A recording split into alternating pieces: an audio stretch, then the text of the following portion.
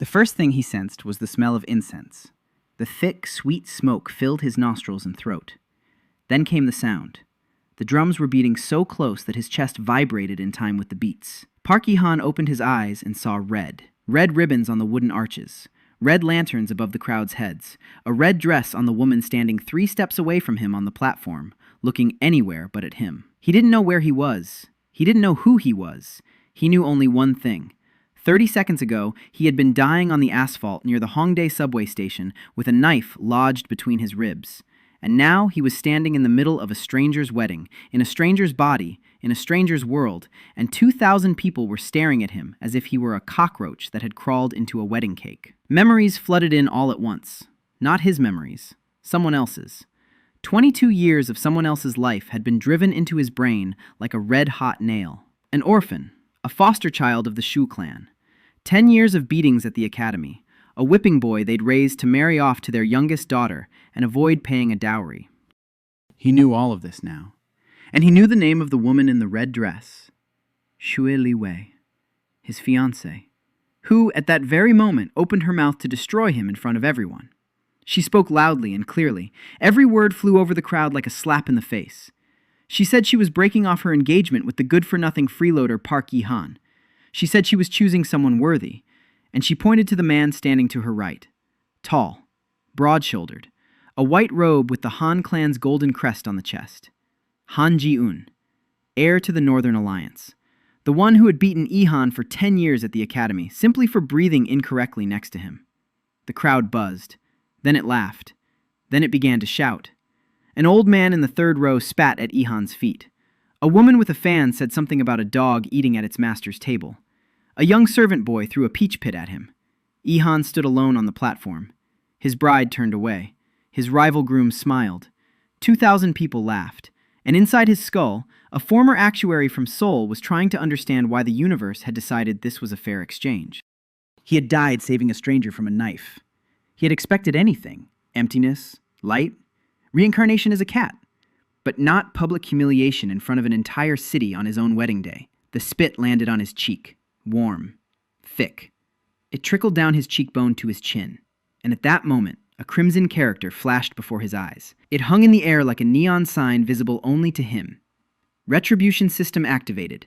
2,847 points awarded. Allocate stats. Yi-han blinked. Then he blinked again. The numbers didn't disappear. They hung before his eyes in a neat table. Body, chi, perception, intelligence, luck. Every stat was at 0. And 2,847 free points waiting to be allocated. The former actuary looked at these numbers. He looked at the laughing crowd. He looked at the spit on his cheek.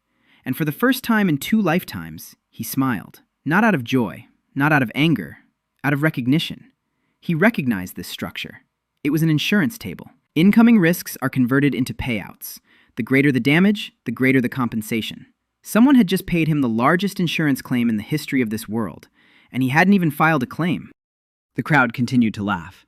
Han Ji-woon wrapped his arm around Li Wei's waist and said loudly enough for everyone to hear that the freeloader should get out of there before someone helped him. Li Wei didn't turn around. Not once. Yi-han slowly wiped the spit from his cheek with the back of his hand. He bowed. Not to the crowd, not to the bride, not to Ji-un. He bowed to the red wedding arch, because it was right there, beneath it, that his new life had begun. Then he stepped down from the platform and walked away. No one stopped him. Why stop a cockroach? It'll crawl away on its own. That evening, Yi-han sat in a tiny room in the backyard of the Shui clan. The room was 3 steps long and 2 steps wide. A mat on the floor, a jug of water, a candle, nothing else. He sat on the floor and stared at the crimson chart hanging before his eyes. 2,847 points. He had spent 2 hours studying the system. It was as simple as a good insurance policy. Every insult directed at him was converted into points. The amount depended on 3 factors: the offender's status, the number of witnesses, and the sincerity of their intent. A spit from a beggar on an empty street was worth 1 point. A public breakup of an engagement by a clan heiress in front of 2,000 guests was worth 2,847. The math was beautiful. He allocated his points carefully, not like a warrior throwing everything into strength, but like an actuary allocating assets. 800 in physical defense, enough to not die from the first blow. 600 in perception, to see threats before they materialize. 400 in chi, the minimum for survival in a world of cultivators. 547 in intelligence, to remember every number, every debt, every face. And 500 in luck, because an actuary knows, even the best calculation without a margin for error is suicide. When he finished the allocation, the body changed. Not on the outside, on the inside. The muscles became denser, the eyes became sharper. Something warm appeared in his chest, a small knot of energy the size of a pea. Chi, the first drop of power in this body's life, one that the orphaned boy had never been able to awaken in 22 years. Ethan awakened it in a single evening, thanks to a spit on his cheek. He stood up. His body obeyed differently, more easily, more precisely. He did 10 squats, then 20, then 50. Before, this body would be gasping for breath after 10 steps up the stairs. Now he felt as if an engine that had been running on a single cylinder for 20 years had been rebuilt. But the squats could wait. Right now, he was interested in something else.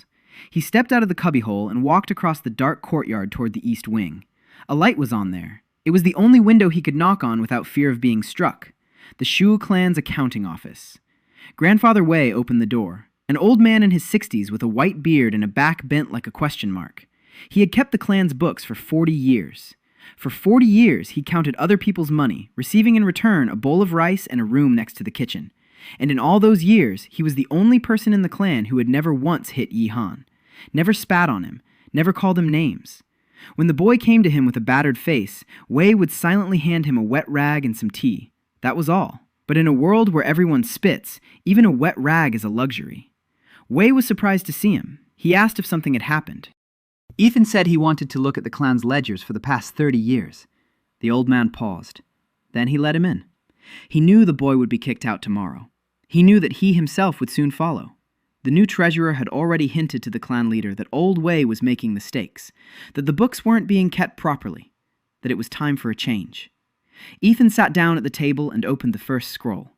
Numbers, columns, receipts, interest, loan rates, debts owed to the Zhang loan sharking house. He read and calculated and read. Formulas from his past life fit these unfamiliar numbers like a glove. Compound interest, annuity payments, discounting cash flows. Everything he'd been taught during his 4 years at university and 3 years at the insurance firm in Seoul.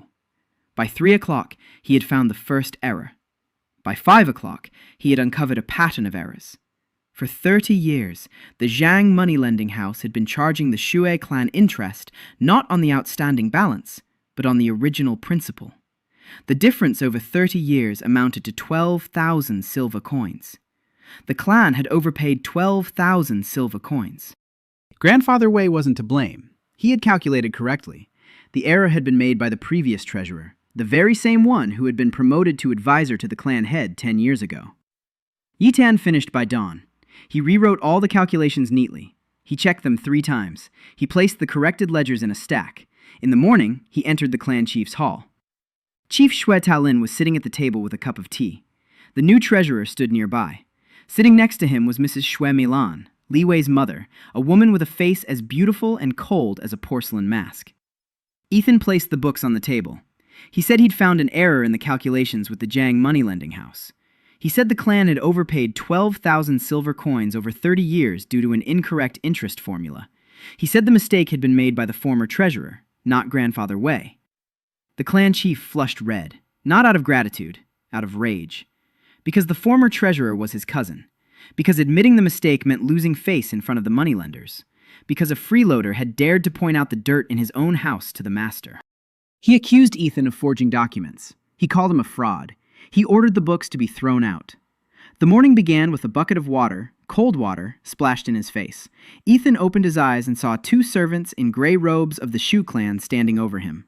One was holding an empty bucket, the other was holding a sack. They said that Lady Milan had ordered them to gather the lodgers' belongings and carry them out through the gate before noon. Ethan sat up. He wiped his face with his sleeve. He looked around his little room. A straw mat, a jug, a candle. There was nothing to pack. He stood up and walked out on his own. The servants exchanged glances. They had expected tears, or pleas, or at least anger. But the lodger simply stood up, and left. This disappointed them. The system didn't bat an eye. Disappointment isn't the same as malice. Ethan walked across the Shui clan's courtyard toward the main gate. The morning sun was blinding. The courtyard was already bustling with activity. Maids were carrying baskets of laundry. Students were running off to their morning training. A cook was dragging a sack of rice toward the kitchen, and everyone who saw Ethan stopped. Some turned away. Others smirked. One of the clan's older women said to her neighbor, loud enough for him to hear, that the trash was finally being taken out. The system flashed. +3 points. Ethan made a mental note. An insult from a younger female relative of the clan in front of 4 witnesses. Base score, 2 points. Multiplier for witnesses, 1 and 5. Total, 3. The math added up. He reached the gate. Standing outside the gate was Min A. Small, thin. Her hands were red from the morning's laundry. Her eyes were puffy. She was waiting for him with a small bundle in her hands. Inside the bundle were 3 rice cakes, cold. She had baked them at night, in secret, because if any of the senior servants had seen her preparing food for the exiled freeloader, she would have been flogged. Ethan took the bundle. He looked at her. He said thank you. Mina nodded. Then she said quickly and quietly that Grandpa Wei had found his wallet, that he'd gone to Apothecary Lee, that the ointment had helped, that the old man had cried. Ethan nodded. He told her to take care of her hands. You should buy some laundry gloves. Mina looked at him as if he'd said something impossible. Laundry gloves. For a maid. She turned and walked back through the gate, quickly, so no one would notice. Ethan was left alone on the dusty road in front of the Shui clan's gate with 3 flatbreads in a bundle and 3,190 points in the system, 3 of which he'd earned in the last 10 minutes. He ate a flatbread. Cold. Hard. The best meal of his 2 lifetimes. Qinghe was a small town. 10,000 residents, a market square, 2 taverns, a temple to the god of trade, a river pier, and 4 streets radiating from the market like the spokes of a wheel. The western street was lined with merchants' stalls. The eastern street was home to artisans. The northern street housed the city guards barracks, and the southern street was lined with warehouses. Ethan headed down the southern street. He remembered from Ehan's recollections that there was an abandoned building at the edge of the warehouse district. It was the former warehouse of a silk merchant who had gone bankrupt 5 years ago and left. The building belonged to the city. The rent was 3 silver coins a month. Ethan didn't have 3 silver coins. He had just given his last 30 coins to Grandpa Wei. But he had something else. He went to the city administration building. There sat an official named Liu Baocheng. He was fat and lazy, with grease stains on his robe. He was in charge of keeping track of city property. Ethan walked in and asked for an audience. The official looked at him with the kind of expression one might reserve for a fly that had landed on one's lunch. He asked what Ethan wanted. Ethan said he wanted to rent an empty warehouse on South Street. The official laughed. He said a vagrant wouldn't even have enough silver to cover the threshold. The system flashed. +2 points. Ethan nodded. Then he said he'd noticed something interesting in the city registry. The warehouse is listed as city property, but the Merchants Guild has been paying taxes on it for 3 years. According to imperial law, if a private individual pays taxes on state property for more than 2 years, that property becomes their property. In other words, the warehouse no longer belongs to the city. It belongs to the Merchants Guild.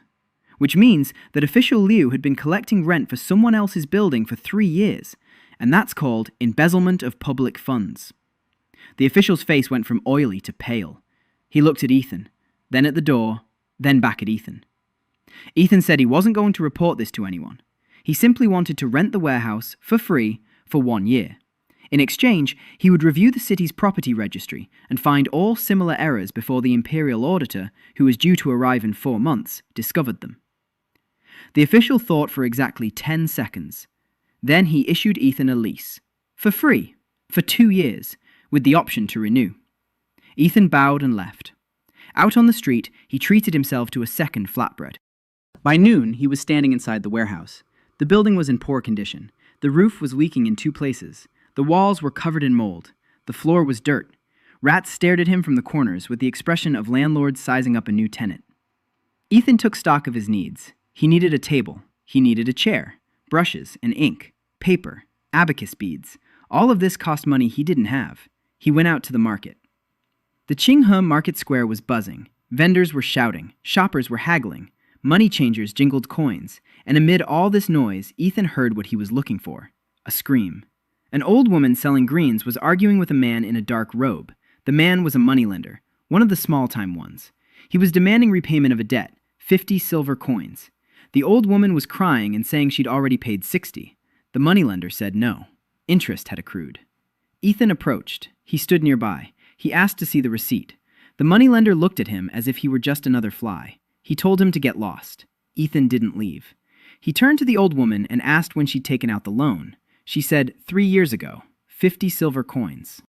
At 10% a year, she'd already paid back 60. Ethan did the math in his head in 2 seconds. 50 silver coins at 10% a year for 3 years. Simple interest. That comes to 65. But the old woman says she's already paid 60, so there's 5 left, not 50 as the moneylender demands. He turned to the moneylender and said this out loud. The moneylender flushed. He said the interest was compound, not simple. Ethan asked to see the receipt where that was specified. The moneylender clenched his fists. According to imperial law, if the type of interest isn't specified on the receipt, it's considered simple interest. Any literate person knew that. The problem was that among the peasants and small merchants of Qinghe, there were few literate people. The moneylender knew this. Ethan knew it too. A crowd had already gathered around them. 10 people, 20, 30. People were watching. The moneylender realized he was losing. He grabbed Ethan by the collar, called him a clown, said that a stray dog had no right to meddle in other people's business. The system flashed. Plus 8 points. Physical contact in front of 30 witnesses. Ethan didn't resist. He didn't strike back. He just stood there and waited. The moneylender let him go. He spat at his feet and walked away, without the 50 silver coins. The old woman looked at Ethan. Then she bowed so low that her forehead almost touched the ground. Ethan told her not to bow. He said she owed him nothing, but if she had an old table and chair she didn't need, he'd be grateful. An hour later, there was a table in his warehouse, a chair, a set of paintbrushes, 3 sheets of paper, an old wooden abacus. People from the market had brought it all. Merchants who'd seen him calculate the old woman's debt in 2 seconds. By evening, 3 more people had come to see him. A butcher whom a loan shark had been charging extra interest. A fisherman whose boat had been seized by a trading house for a debt he'd already paid off. A widow whose late husband allegedly owed the Carpenters Guild for wood he'd never received.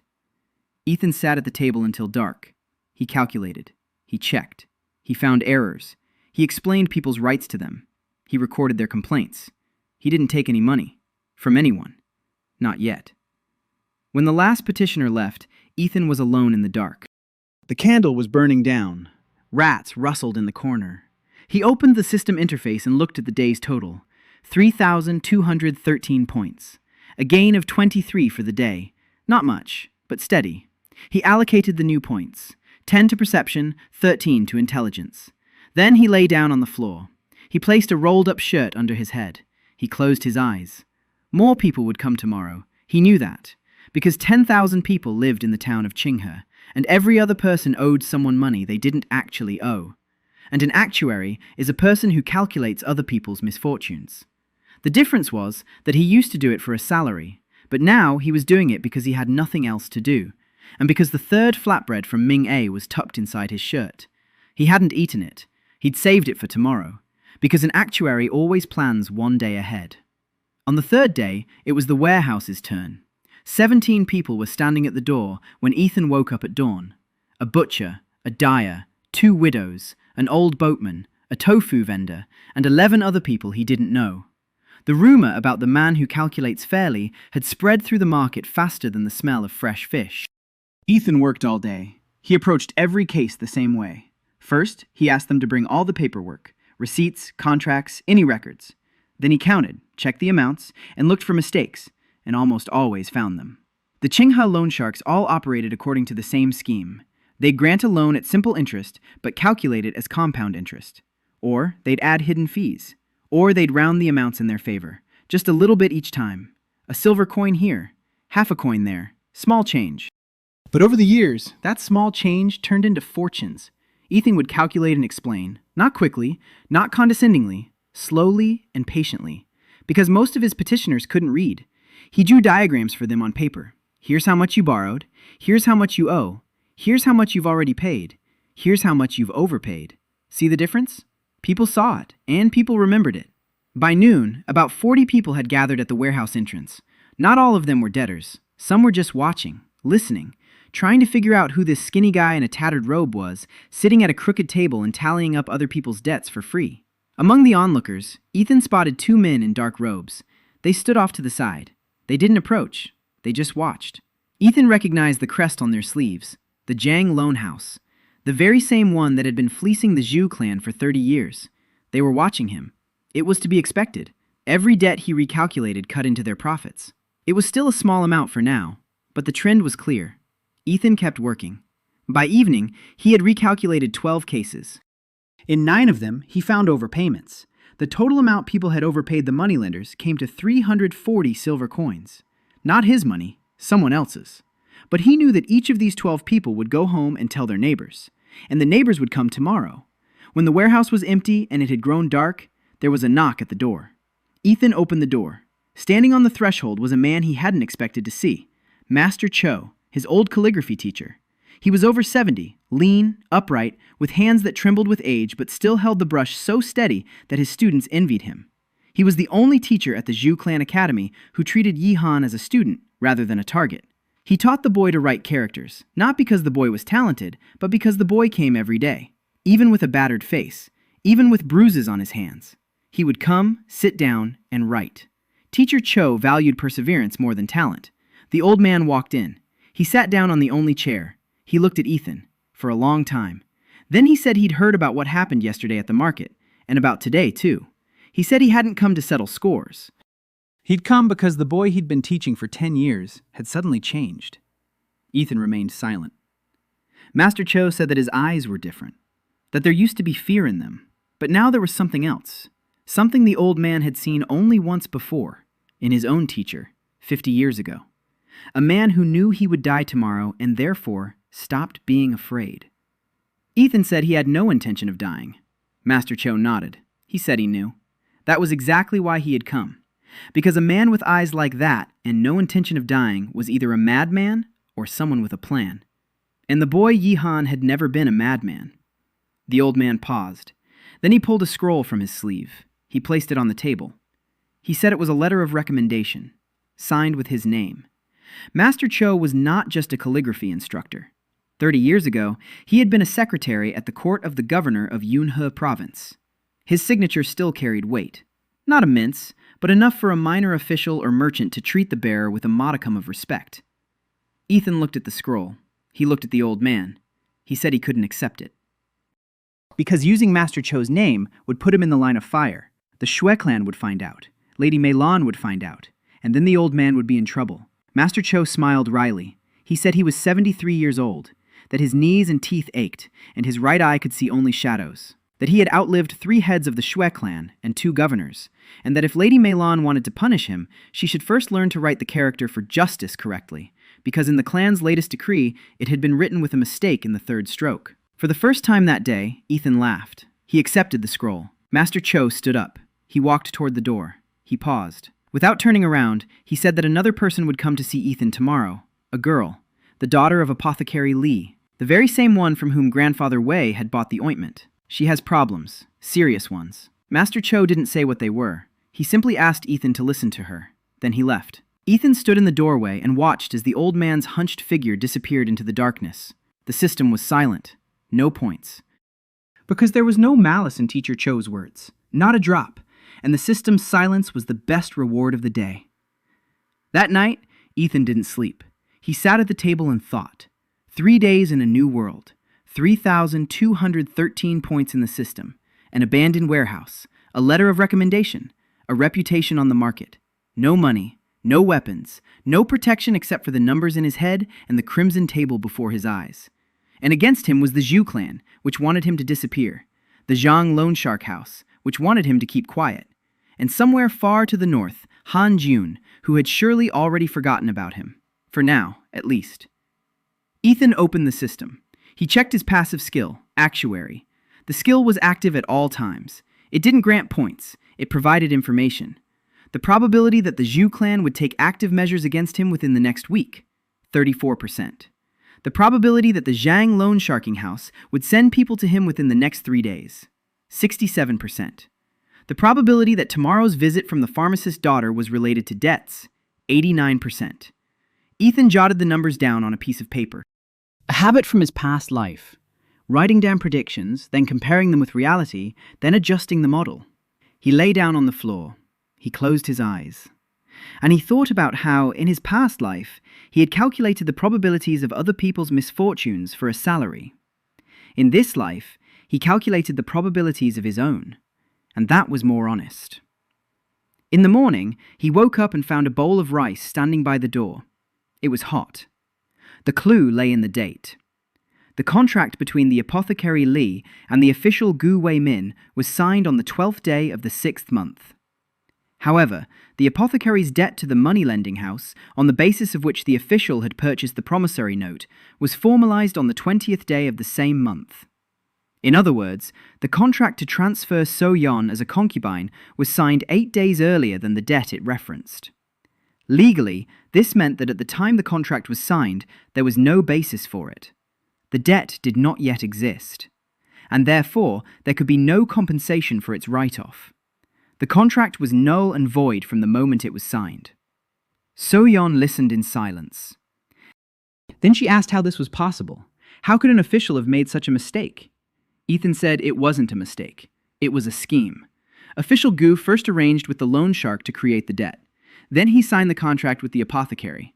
Afterward, the loan shark backdated the receipt. But they forgot to forge the date on the contract with the apothecary. Or they didn't think it was necessary. Because who would check the dates when it comes to the daughter of a penniless pharmacist? So-yeon clenched her fists. Ethan saw her knuckles turn white. She asked what to do. Ethan said she needed to file a complaint with the city court, but not against the official, against the loan shark's office, for backdating the receipt. That's a criminal offense under the Imperial Code. And if the receipt is declared invalid, the pharmacist's debt disappears. And if there's no debt, the contract of servitude loses its basis. So-yeon asked who would represent her in court. She didn't have money for a lawyer. Ethan said he would, for free. So-yeon looked at him, for a long time. Then she asked why. Ethan thought for a second. Then he told the truth. Because he's an actuary. He calculates probabilities. And the probability that a 19-year-old girl will survive in the house of an official who buys people through fake debts is less than 12% over 5 years. And he doesn't like it when good people end up in bad statistics. So-yeon blinked. Then she said she didn't know what an actuary was or what statistics were. But that 12% wasn't much. Ethan nodded. Not much. They began to get ready. Ethan asked So-yeon to bring all the documents her father had. All the receipts. All the receipts. Everything he'd signed over the past 5 years. So-yeon left and returned 2 hours later with a box. The box contained papers. Lots of papers. Rolled up, crumpled, some with tea stains, some torn. Ethan spread them out on the floor. There wasn't enough room on the table. He sorted them by date, by type, by counterparties. By evening, he had reconstructed the pharmacy's complete financial history for the past 5 years, and the picture was grim. Pharmacist Li wasn't just in debt. He was caught in a debt scheme designed specifically to drown him. The first loan, the second loan to cover the interest on the first, a third to cover the second. A classic debt spiral, and every new loan went through Zhang's loan sharking operation, the very same one, the one that had been fleecing the Shua clan for 30 years, the one that had sent 2 observers to his warehouse yesterday. Ethan leaned back against the wall. He looked up at the ceiling. The connection was obvious. Zhang's loan sharking house didn't just lend money, it trapped people. It set debt traps. And then it sold the debtors to whoever was willing to pay. Official Gu bought So-yeon. Someone else bought the fisherman's boat. A third person acquired the butcher's land. One system, one house, dozens of victims. Ethan felt his heart racing, not out of anger, out of recognition. He'd seen schemes like this in his past life. Microcredit traps, predatory lending, schemes in which the borrower is, by definition, unable to repay the debt because the system is designed so that they cannot. The difference was that in Seoul, they were fined for this, but in the Nine Heavens Empire, they were awarded an honorary title and a seat in the Chamber of Commerce. So-yeon watched him. She asked what he'd found. Ethan said that her case wasn't just one case. It was part of a larger scheme. And if he pulled on this thread, he'd pull out more than just her. Soyeon said she didn't care about the others. She needed to save herself. In 11 days. Ethan nodded. He said he'd start with her. For the next 3 days, he didn't see any visitors. He hung a note on the door saying he'd be back in 3 days. Instead, he walked around the city. He talked to people, merchants, fishermen, widows. He asked each of them the same questions. Who did you borrow from? When? How much? At what interest rate? How much have you paid back? How much do you still owe? By the end of the 3rd day, he had a table. 43 families, 43 debts. All through Zhang's loan shark operation. Total overpayment? 4,200 silver coins. 4,200 silver coins, stolen from ordinary people through interest rate manipulation and forged receipts. Ethan sat in the warehouse at night, staring at those numbers. In his past life, he would have written a report. He would have sent it to the regulatory agency. He would have waited half a year. He would have received a reply stating that the matter was under review. In this life, there was no regulatory agency. There was the city court. One judge, appointed by the She clan, and Zhang's loan sharking house, which paid rent to that clan for the right to operate in Qinghe. A vicious circle. But Yitan knew one thing that every actuary knew. Every system has a breaking point, a threshold at which the cost of maintaining the scheme exceeds the profit it generates. He had to find that point, and he did. On the 5th day, 3 men came to his warehouse. They were burly, broad-shouldered, dressed in plain clothes without crests. But Ethan saw the calluses on their fists and the scars on their forearms. Fighters. They walked in without knocking. The first one said that Mr. Zhang Huajun, the head of the loan sharking house, was inviting Mr. Park for tea. Right now. Refusal was not an option. Ethan rose from the table. He smoothed out his torn robe. He looked at the 3 fighters. His passive skill flashed. Probability of physical violence during the visit, 23%.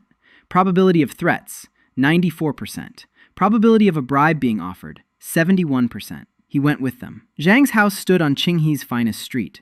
3 stories tall. Tiled roof, carved doors, stone fence. The money squeezed out of 43 families stood here in the form of walls and columns. Ethan was led into the hall.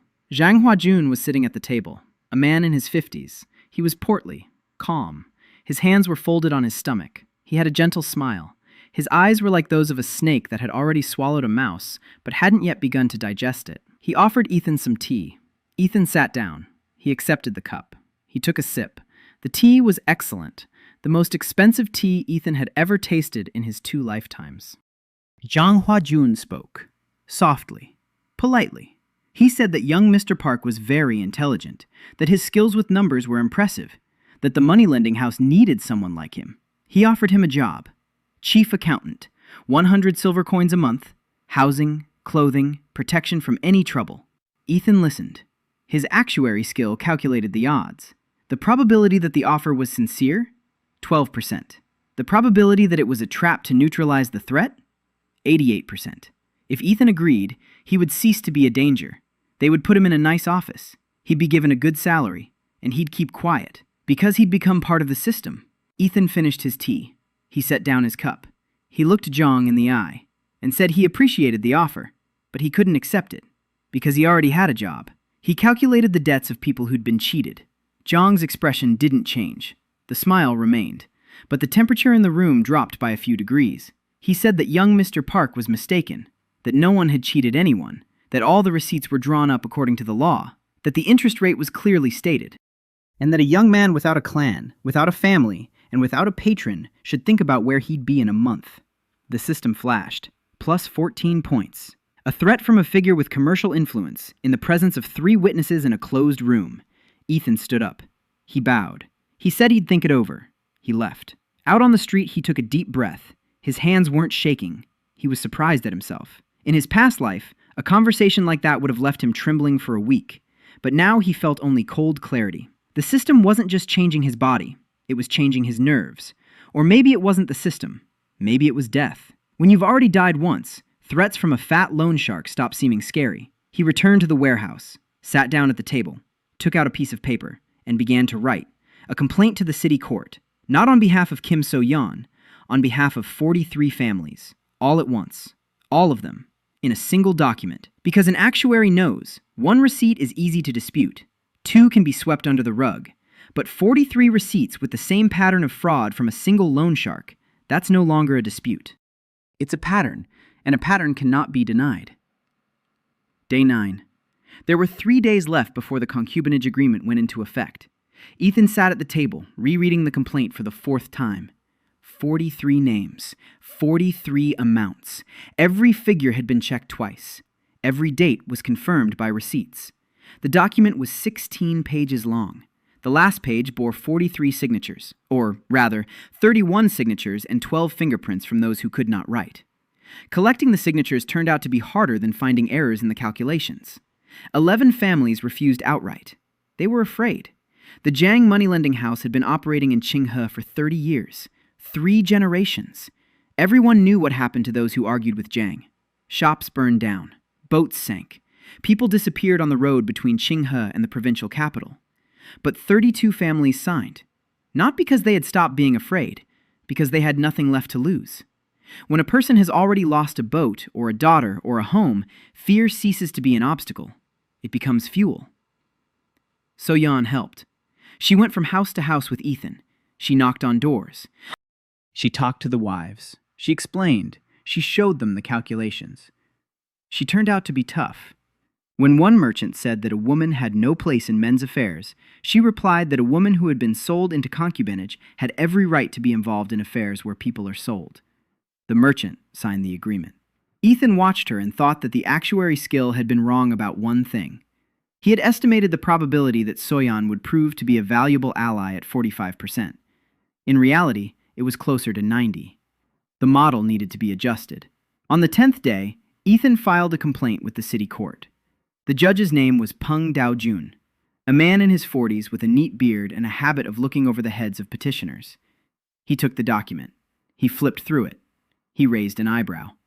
He looked at Ethan. He asked who he was. Ethan said he was a representative of the 43 families of Qinghe City. He showed the letter of recommendation from Master Cho. The judge read the letter. He knew the name Cho Min-ho, the former secretary to the governor. That didn't give Ethan any authority, but it did give him the right to be heard. The judge said he would review the complaint in accordance with established procedure. The hearing would be held in 10 days. Ethan said that in 10 days, one of the victims would be handed over to official Gu Weiman as a concubine.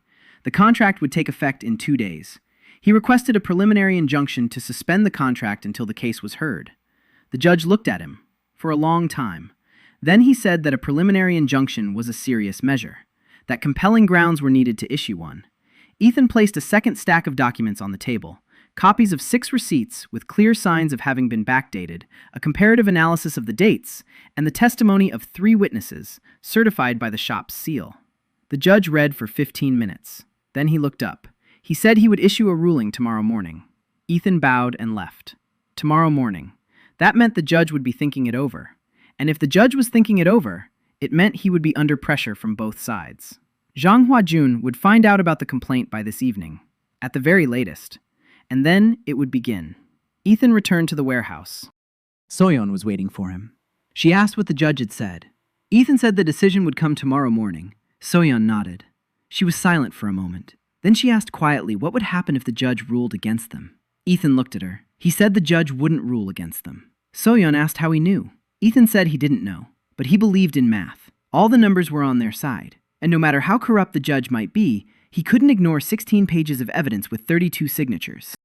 Because if he did, the document could be sent to the provincial governor, and in 4 months, the governor would send an imperial inspector, the very one Ethan had mentioned, to official Liu. The judge understands this. He may be corrupt, but he isn't stupid. So-yeon went home. Ethan was left alone. He locked the door, sat down on the floor, and only then allowed himself to feel what had been weighing on him all day. Fear. Not for himself, for So-yeon, for the 43 families, for Grandpa Wei, who might be punished for his connection to him, for Teacher Cho, whose name now appeared on the letter of recommendation. Every person who had helped him became a target, and every target was his responsibility. The system flashed. A new notification. The source of secret malice has been detected. An unknown subject has issued an order for the physical elimination of the system's host. 180 points have been credited. Ethan froze. Physical elimination. Someone had ordered his death. Not sometime in the future. Right now. He didn't know who. The system didn't provide names, just the fact, just points. 180 points for a kill order. That meant the order came from someone of medium status. Not a clan leader, not the heir to a great house, someone on the level of the head of a loan sharking operation, or a mid-level bureaucrat. Zhang Huajun, most likely. Ethan allocated the points. 100 to perception, 80 to physical ability. If they came for him at night, he had to hear them before they entered. He didn't sleep. He sat in the dark, listening. The warehouse creaked in the wind. Rats rustled. Somewhere in the distance, a dog barked. At 3 o'clock in the morning, he heard footsteps. 2 people, light, cautious, professional. They approached the door, stopped. One began picking the lock. Ethan stood up, quietly. He walked over to the back wall. There was a window there, a small one, boarded up. He'd noticed on his very first day that the board was held in place by a single nail. He pried the board loose, climbed through the window, found himself in the backyard. Darkness. The smell of rotten fish from the neighboring warehouse. He ran. Not toward the market. Not toward the residential neighborhoods. Toward the river. The pier was empty at that hour. Boats bobbed on the water. Ethan crawled under an overturned boat on the shore. He lay down on the wet sand and waited. 10 minutes later, he heard shouts, distant ones, coming from his warehouse. The 2 killers had discovered that their prey had escaped. They'd been searching for him for an hour. He could hear their footsteps on the pier. Voices. One said they needed to check the boats. Ethan's heart was pounding so loudly that he was sure they could hear it. But they didn't check. They left. He lay under the boat until dawn. When the sun rose, he crawled out. Wet, dirty, frozen, alive. He returned to the warehouse. The door was broken. Inside, everything was turned upside down. The table was broken. Papers were scattered everywhere. But the most important thing was intact. The copy of the complaint wasn't there. Ethan had given it to So-Yun last night. He'd asked her to hide it. He hadn't said why. He just asked. So-Yun hadn't asked any questions. She was smart. She understood. Ethan picked up the broken chair. He sat down on what was left of it. He looked at the ransacked warehouse. The system displayed the night's total. 3,607 points. A new stat had been unlocked. Physical prowess at the level of a first-rank novice cultivator. Perception at the 3rd rank level. Intelligence and chi remained unchanged. He could hear a whisper through 2 walls. He could run non-stop for an hour. He could strike so hard that an ordinary person wouldn't be able to get back up. But none of these abilities would help him in court. Only numbers would help him in court. He stood up. He washed his face from a jug of water that had miraculously survived. He smoothed his hair. He put on a tattered robe, and he went to court. The morning sun shone on his back. The market square was already bustling with activity. Vendors were setting up their stalls. Shoppers were haggling. Children were running between carts. No one knew that last night, 2 murderers had tried to stab a man 300 paces from here. The world went on as usual. Ethan reached the courthouse. The doors were open. Judge Peng was sitting at his desk. Standing next to him was a man in an expensive robe. Zhang Huajun. He had arrived first. Ethan walked in. Zhang looked at him, and something in the moneylender's eyes changed. Surprise. Fleeting. A flash that lasted a second. He hadn't expected Ethan to show up. He'd expected the body to be found that morning. The system flashed. Plus 22 points. Disappointment over a failed assassination attempt with a single witness present. Ethan bowed to the judge. He sat down and waited. Judge Peng cleared his throat. He looked at the documents in front of him. He looked at Zhang. He looked at Ethan. And he announced his decision. A preliminary injunction against the enforcement of the contract between pharmacist Li and official Gu Wei-min is granted. The contract is suspended pending a full review of the complaint. The hearing is in 10 days.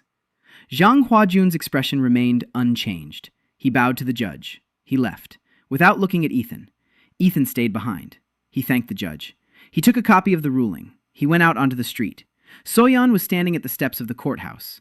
She didn't know about the nighttime assassination attempt. She didn't know about the warehouse being ransacked.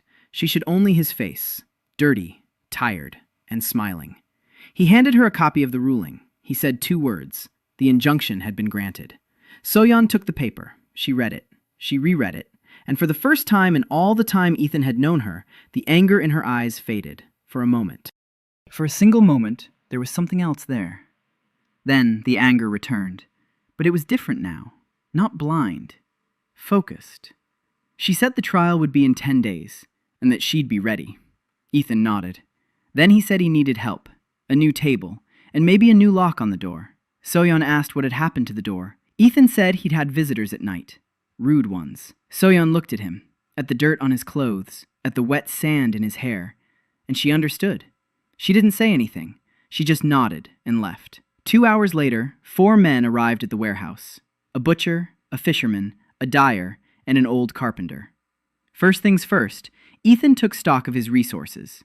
10 days until the trial. 3,629 points in the system. A body at the level of a first-rank novice cultivator. Third-rank perception. 1 damaged warehouse. 1 new table. 1 copy of the complaint with Soyeon. 43 families backing him. And 1 loan shark ahead of him who wants him dead. The odds weren't in his favor. But Ethan knew a thing or two about odds. In the insurance business, there's a concept called moral hazard.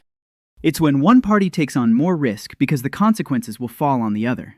Jang Hwa-jun was taking little risk. If the assassins failed, he'd lose a little silver. If they succeeded, the problem would disappear. But Ethan was risking everything, every night. He had to change the equation. He had to make it so that killing Ethan would cost Jang more than his own life. He thought for 2 hours. Then he got up and went to see Master Cho. The old man was sitting in his room at the academy, rewriting a treatise on the correct stroke order for the character for patience. Ethan entered. He sat down. He said he needed a favor, not a letter of recommendation, but something else. He asked Master Cho to write 3 letters, 1 to the governor of Yunhe province, 1 to the head of the Qinghe Chamber of Commerce, and 1 to the abbot of the Temple of the God of Commerce. All 3 letters contain the same information, the name Park Yi-han, his location, and a single sentence. This man is overseeing the recalculation of debt obligations in Qinghe on behalf of 43 families, and his safety is a matter of public interest. Master Cho looked at him over his glasses and asked why. Ethan told the truth. Because as long as his name is known only in Qinghe, killing him is a cheap endeavor. But if 3 important people know his name and know what he does, his death ceases to be a minor incident. It becomes a scandal. And a scandal is what moneylenders fear more than losses. Master Cho was silent for a minute. Then he picked up his brush and began to write. His handwriting was impeccable. Every stroke was as taut as a string. The 3 letters were ready in an hour. Ethan took them. He bowed, and asked one thing that had been tormenting him since yesterday. He asked why Master Cho was helping him. The old man owed him nothing. A letter of recommendation is one thing, but letters to the governor are on an entirely different level. It's a risk, a real one. Master Cho set down his brush. He wiped his hands. He looked out the window. And he said that 40 years ago, he had been a young secretary at the governor's court, that he had seen officials stealing, how loan sharks were fleecing people, how the strong oppressed the weak, and that he had done nothing, because he was afraid of losing his job, because he had a family, because it was easier to stay silent, that his wife had died 20 years ago, his children had gone their separate ways, and that every night before bed, he thinks about that young secretary who could have spoken the truth but didn't, and that Ethan had accomplished more in 10 days than he had in 40 years. And that if an old man with bad knees couldn't help a young man with the right numbers, then what was the point of him even breathing? The system was silent, not a single point. Teacher Cho wasn't angry, he was repentant. And in the system's silence lay a truth that Ethan was beginning to understand. Points are fuel, but not everything of value is measured in points. He returned to the warehouse. He sent the letters via 3 different couriers. He paid with the money the petitioners had given him, not for his work, but for rice, for candles, for the small gifts they brought every day. He hadn't asked for money for his calculations, but people brought what they could. Some brought a sack of flour, some brought a bundle of candles, some brought a copper coin. It wasn't payment, it was gratitude. The difference was subtle but important. By evening on the 2nd day of preparation, Min-A arrived. She didn't come through the clan's main gate, but through the back gate, secretly, after sunset. Ethan opened the door and saw her. A small figure in a gray robe, her hands hidden in her sleeves, her eyes frightened. She entered quickly. She looked around. She saw the new table, the new chair, the repaired door, and she relaxed. A little. She said she'd brought news from the Shue clan. Lady Milan knows about the complaint filed with the court. She knows about the 43 families, and she's furious. Not because Ethan is attacking a loan shark's house. She couldn't care less about the loan sharks, but because Ethan's name is once again on everyone's lips in the city. And every mention of Park Yi-han's name reminds people of the broken engagement, about the clan's disgrace, about how the Shue heiress abandoned her fiancé in front of 2,000 guests. Reputation. Reputation again. The eternal curse of this world. Mrs. Milan believed that banishment would solve the problem, that the outcast would vanish, dissolve into the mud, be forgotten. But he didn't vanish. He grew louder. And for Milan, that's worse than a knife in the back. Mina said one more thing, quietly, almost in a whisper. Lady Milan had contacted Han Jun, the heir to the Han clan, Li Wei's fiancé. She wrote him a letter. Mina doesn't know what's in the letter, but she saw Milan seal it with her personal seal. And the personal seal is used only for matters that must not go through the clan's chancellery. Ethan listened. He thought it through. Mrs. Milan had contacted Han Jun. Why? To ask for help in getting rid of Ethan. It made sense. Ju Yun hates him. Milan wants him gone. A shared interest. But June is far away, up north, in the Han clan's capital.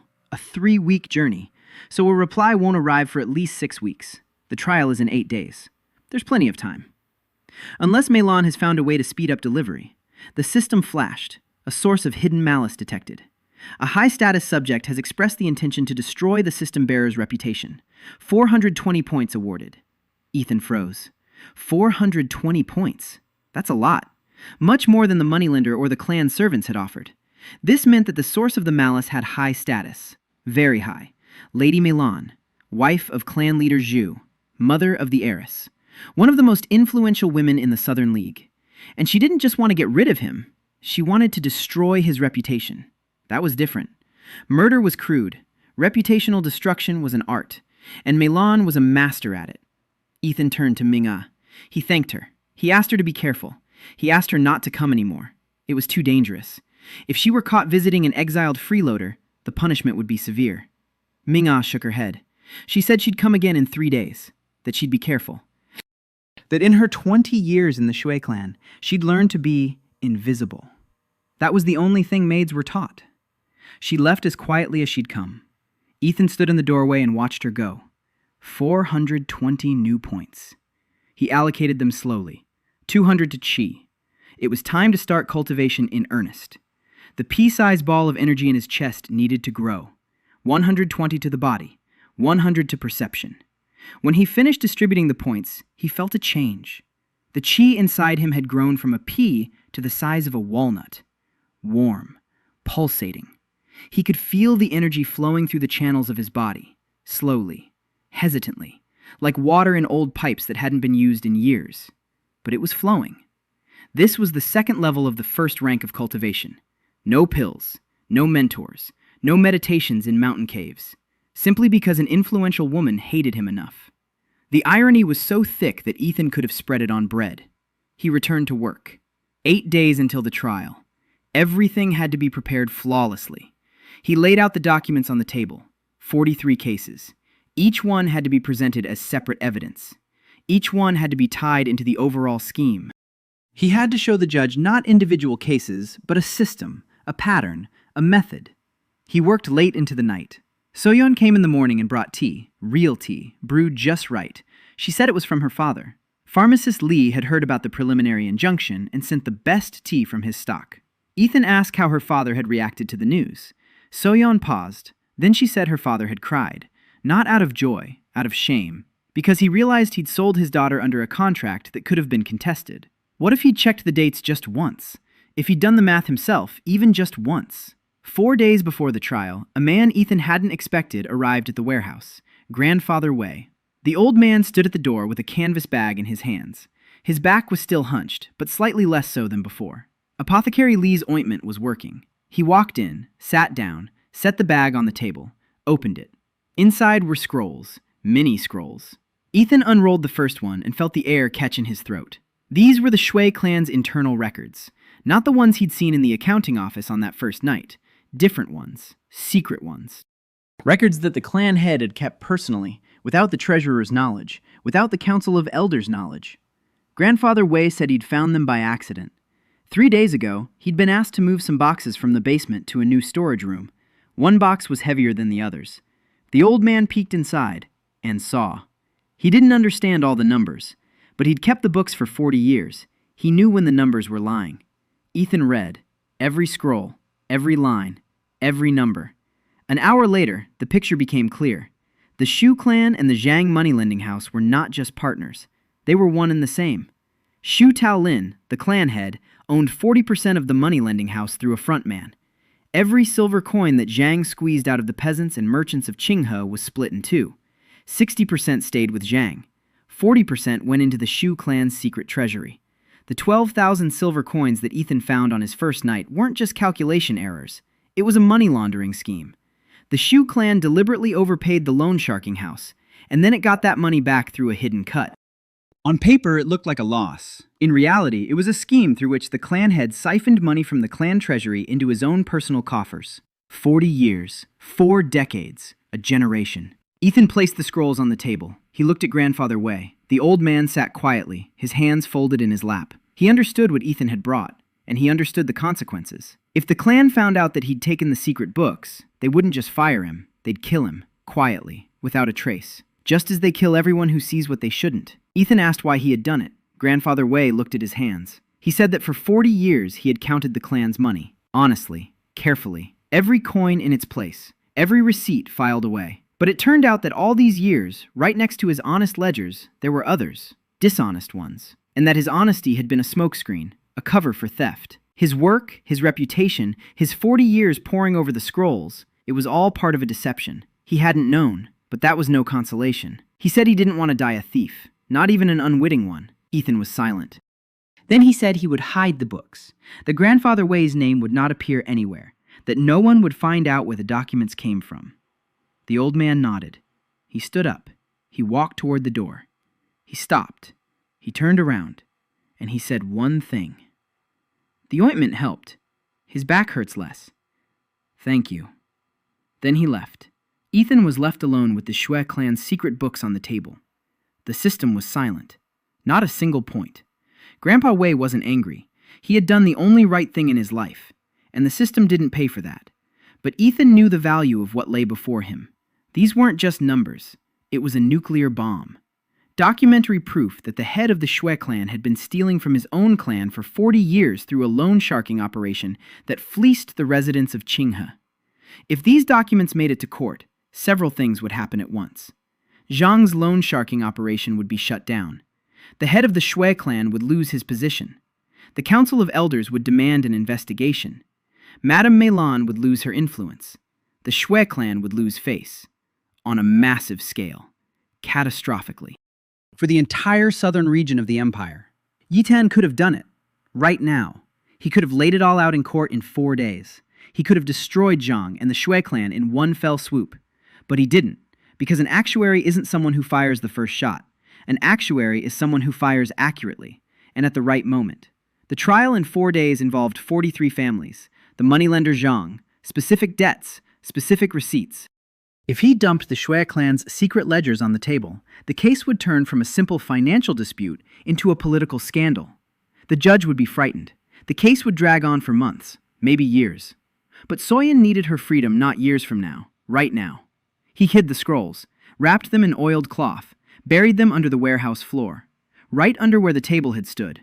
Then he restored the earthen floor. No traces. The secret ledgers would bide their time. Not today, not tomorrow, when the time came. Ethan spent the remaining 4 days before the trial preparing. He reread every document, checked every number, prepared his speech. Not a long one, not an emotional one. Dry, factual, numbers, dates, amounts, receipts. Ethan knew that Judge Peng wasn't stupid, and he knew that Zhang Huajun would apply pressure, with money, threats, and connections. The only thing Ethan could use to counter this pressure was the flawlessness of the documents. If there was even a single error in his calculations, Zhang would pounce on it. If there was even one inaccuracy in the dates, the judge would have a reason to dismiss the complaint. There could be no mistakes. Soyan came every day. She helped sort through the papers. She checked the dates. She recounted the amounts. She was good at math. Not as fast as Ethan, but accurate, carefully, without rushing. She knew her way around herbs and poisons, but numbers came easily to her too. Ethan noticed and appreciated it. One evening, she asked where he'd learned to count like that. Ethan said, in another life. Soyan thought he was joking. He didn't correct her. The day before the trial, Han Jiun arrived. Ethan didn't know her name. He saw a woman of about 24 in a dark raincoat standing at the warehouse door. Tall, straight back, her hands resting calmly at her sides. But Ethan saw calluses on her palms, calluses from a sword. The actuary skill provided the information instantly. Probability that she was an assassin sent by Zhang, 15%. Probability that she was a hired bodyguard, 40%. Probability that she was a traveler looking for a money changer, 45%. She walked in. She introduced herself. Han Ji-un, former heiress of the Han clan. She said she'd heard of him, that his name had spread along the roads between cities. That merchants on the highway talk about a man in Qinghe who settles debts more honestly than any moneylender. She said she needed a job.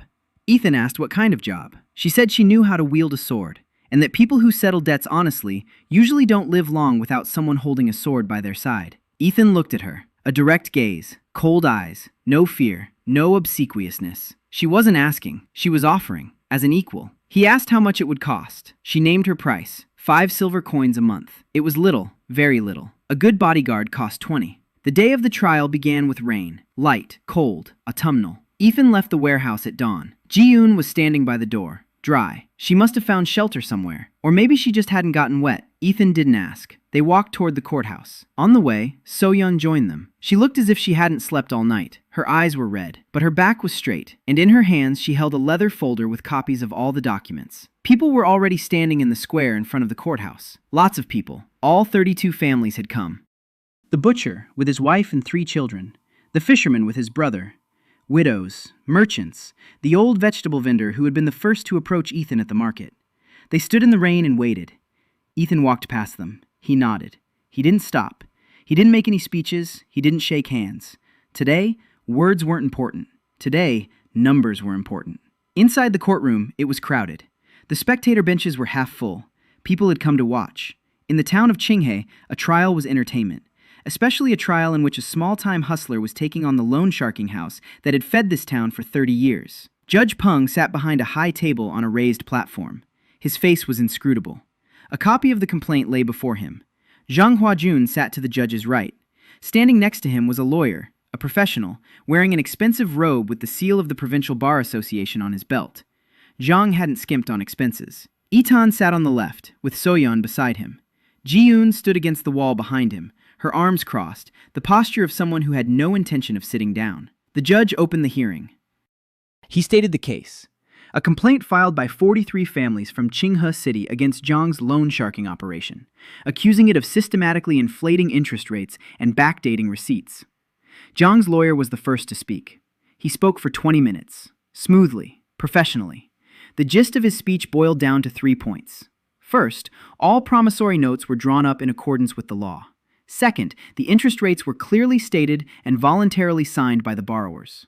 Third, the plaintiff's representative, Park E-han, had no legal training, and his calculations could not be considered evidence. Ethan listened. He took notes. When the defense attorney finished, the judge turned to him. Ethan stood up. He didn't speak for 20 minutes. He spoke for 5. And he began not with a speech, but with a question. He asked the judge if the court would allow him to present documentary evidence. The judge granted permission. Ethan placed the first stack of papers on the table. 6 receipts, the very ones, with mismatched dates. He explained the problem briefly. The receipts referred to debts that did not exist at the time they were signed. The dates did not match. It was either a mistake or a forgery. Zhang's lawyer objected, arguing that it could be a scribe's error. Ethan placed the second stack on the table, a comparative analysis of the ink. So-yeon had suggested this idea to him 3 days ago. She was knowledgeable about chemical compositions. The ink on the 6 receipts contained a specific type of iron oxide. This type of oxide was supplied to Qinghe by only one merchant, and he had only begun deliveries in the 8th month, but the receipts were dated the 6th. That meant the receipts physically could not have been written on the specified date, because the ink wasn't in town yet. The courtroom fell silent. Lawyer Zhang opened his mouth, then closed it. Zhang Huajun sat motionless. His smile had vanished. Judge Peng leaned forward. For the first time during the entire hearing, he was looking at the documents rather than over people's heads. Yitan placed the 3rd stack on the table. A table of overpayments. 43 families. Each row, name, loan date, amount, stated interest rate, actual interest charged, difference. Total overpayment, 4,200 silver. He didn't read out every name. Not today. Today, the numbers mattered, not the tiers. He explained the scheme. Simple interest was specified in the receipt. Compound interest was charged in practice. Over 3 to 5 years, the difference amounted to between 20 and 100% in overpayments. According to imperial law, if the type of interest is not explicitly specified in the receipt, it is considered simple interest. None of the 43 receipts specified the type of interest. This meant that all 43 families had paid more than they were required to by law. Zhang's lawyer tried to object, arguing that commercial custom applied, that in the practice of money-lending houses, compound interest was implied by default. Ethan replied with a single sentence: "Commercial custom does not override imperial law," and he placed a fourth stack of papers on the table. A copy of Emperor Yongsheng's edict from the 12th year of his reign concerning the protection of small borrowers from the arbitrariness of creditors. Paragraph 7. Any ambiguity in the contract shall be interpreted in favor of the borrower. The judge read the edict. Zhang, the legal expert, remained silent. Because arguing against an imperial edict is not a legal argument. It is treason. Ethan sat down. He had nothing more to say. The numbers spoke for themselves. The judge announced a 2-hour recess to review the evidence. Ethan stepped out onto the street. The rain had stopped. The sun was breaking through the clouds. The people in the square were looking at him, silently, waiting. Soyeon stood beside him. She said that the ink analysis had been a good move. Ethan said it had been her move. She shook her head. She said she had only determined the composition. The idea to use it as evidence had been his. Ji-yoon stood off to the side. She scanned the crowd. Her right hand rested on the hilt of her sword beneath her cloak. She wasn't waiting for the court's decision. She was waiting for whoever Zhang might have sent into the crowd. 2 hours later, the trial resumed. Judge Peng read the verdict. His voice was steady, impassive. The complaint was partially granted. 6 receipts with inconsistent dates were declared invalid. For the remaining 37 cases, a supplementary audit was ordered, involving an imperial auditor from the governor's office. The audit period was 30 days. During the audit, all collections on the disputed debts were suspended. The agreement between Apothecary Li and official Gu Wei-min regarding the transfer of Kim So-young has been declared invalid due to the nullity of its basis. Ethan listened. He did the math. 6 of the 43 receipts have been annulled. That means 6 families are completely free of debt. 37 are under review. This is not a victory. It's a reprieve. The judge didn't dare to destroy Zhang in one fell swoop. He chose the middle ground. He referred the case to a higher court. He washed his hands of it. But the agreement regarding Soyeon has been annulled, completely, unconditionally. That was a victory. A small one, a concrete one. 1 girl, 1 piece of paper, 1 word. Invalid. Soyeon sat motionless. She looked at the judge. Then she lowered her head. Her shoulders trembled. She wasn't crying. She was breathing, deeply, slowly, like someone who had been drowning for a long time and had finally surfaced. Zhang Huajun stood up. He bowed to the judge. He turned toward the exit. As he passed Ethan, he stopped, for a second, and said quietly, so that only Ethan could hear, that 30 days was a long time, that a lot could happen in 30 days. The system flashed, plus 18 points. A threat, quiet, precise, promising.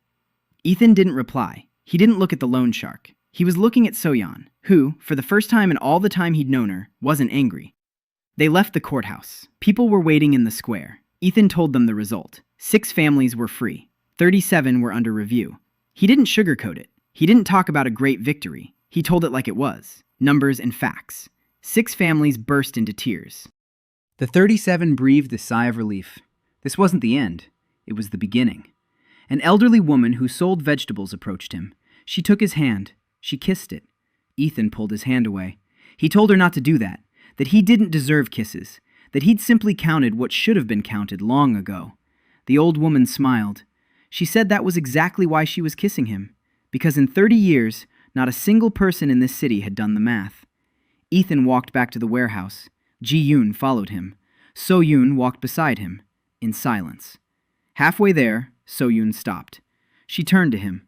She said she'd come to his workplace tomorrow, not as a supplicant, as an assistant, for free, until he could pay her. Ethan looked at her. He nodded.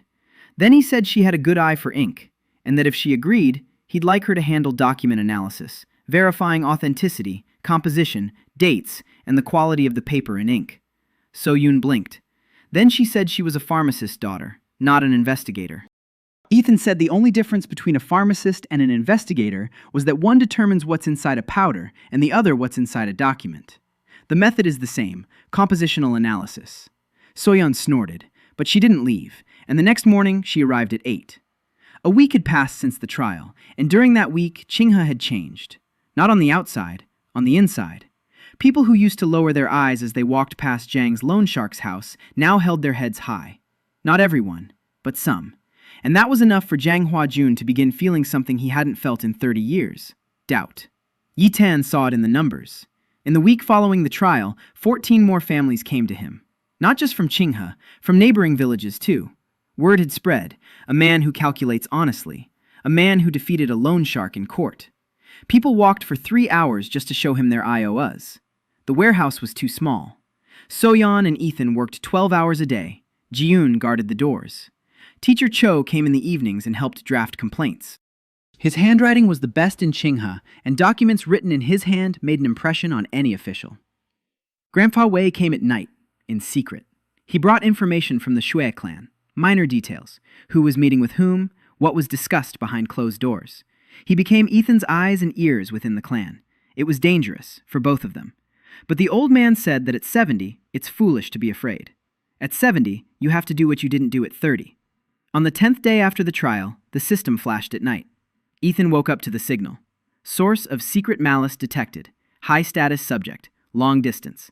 Planning a large-scale operation against the system's host. 890 points awarded. 890 points.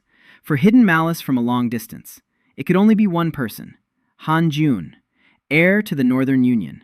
A former enemy from the academy. Li Wei's future husband. He had received a letter from Ms. Meilan, and he had replied. Ethan sat in the dark, staring at the crimson scoreboard. 890 points. That was more than everything he'd earned in 3 weeks from petty insults by townspeople and loan sharks combined. A single burst of hatred from a person of high status was worth more than a month's work. The system's math was ruthless. It told him that the resentment of the powerful was valued hundreds of times more than the malice of a commoner, that the hatred of a clan heir was a gold mine, and a merchant's spit was a copper coin. It was unfair. But the system knew nothing of fairness. It knew only conversion. He allocated the points, 400 to chi, 300 to physique, 190 to luck. When he finished, he felt the knot of chi in his chest, which had been the size of a walnut, grow to the size of a fist. Warm, dense, pulsating. Energy flowed through the channels with greater confidence. Faster. He had broken through to the 3rd level of the first rank. By way of comparison, a talented student at the Shu Clan Academy would break through to the 1st level at 16, the 3rd by 20. Ethan did it in 3 weeks, without a mentor, without pills, without meditation, powered solely by the hatred of others.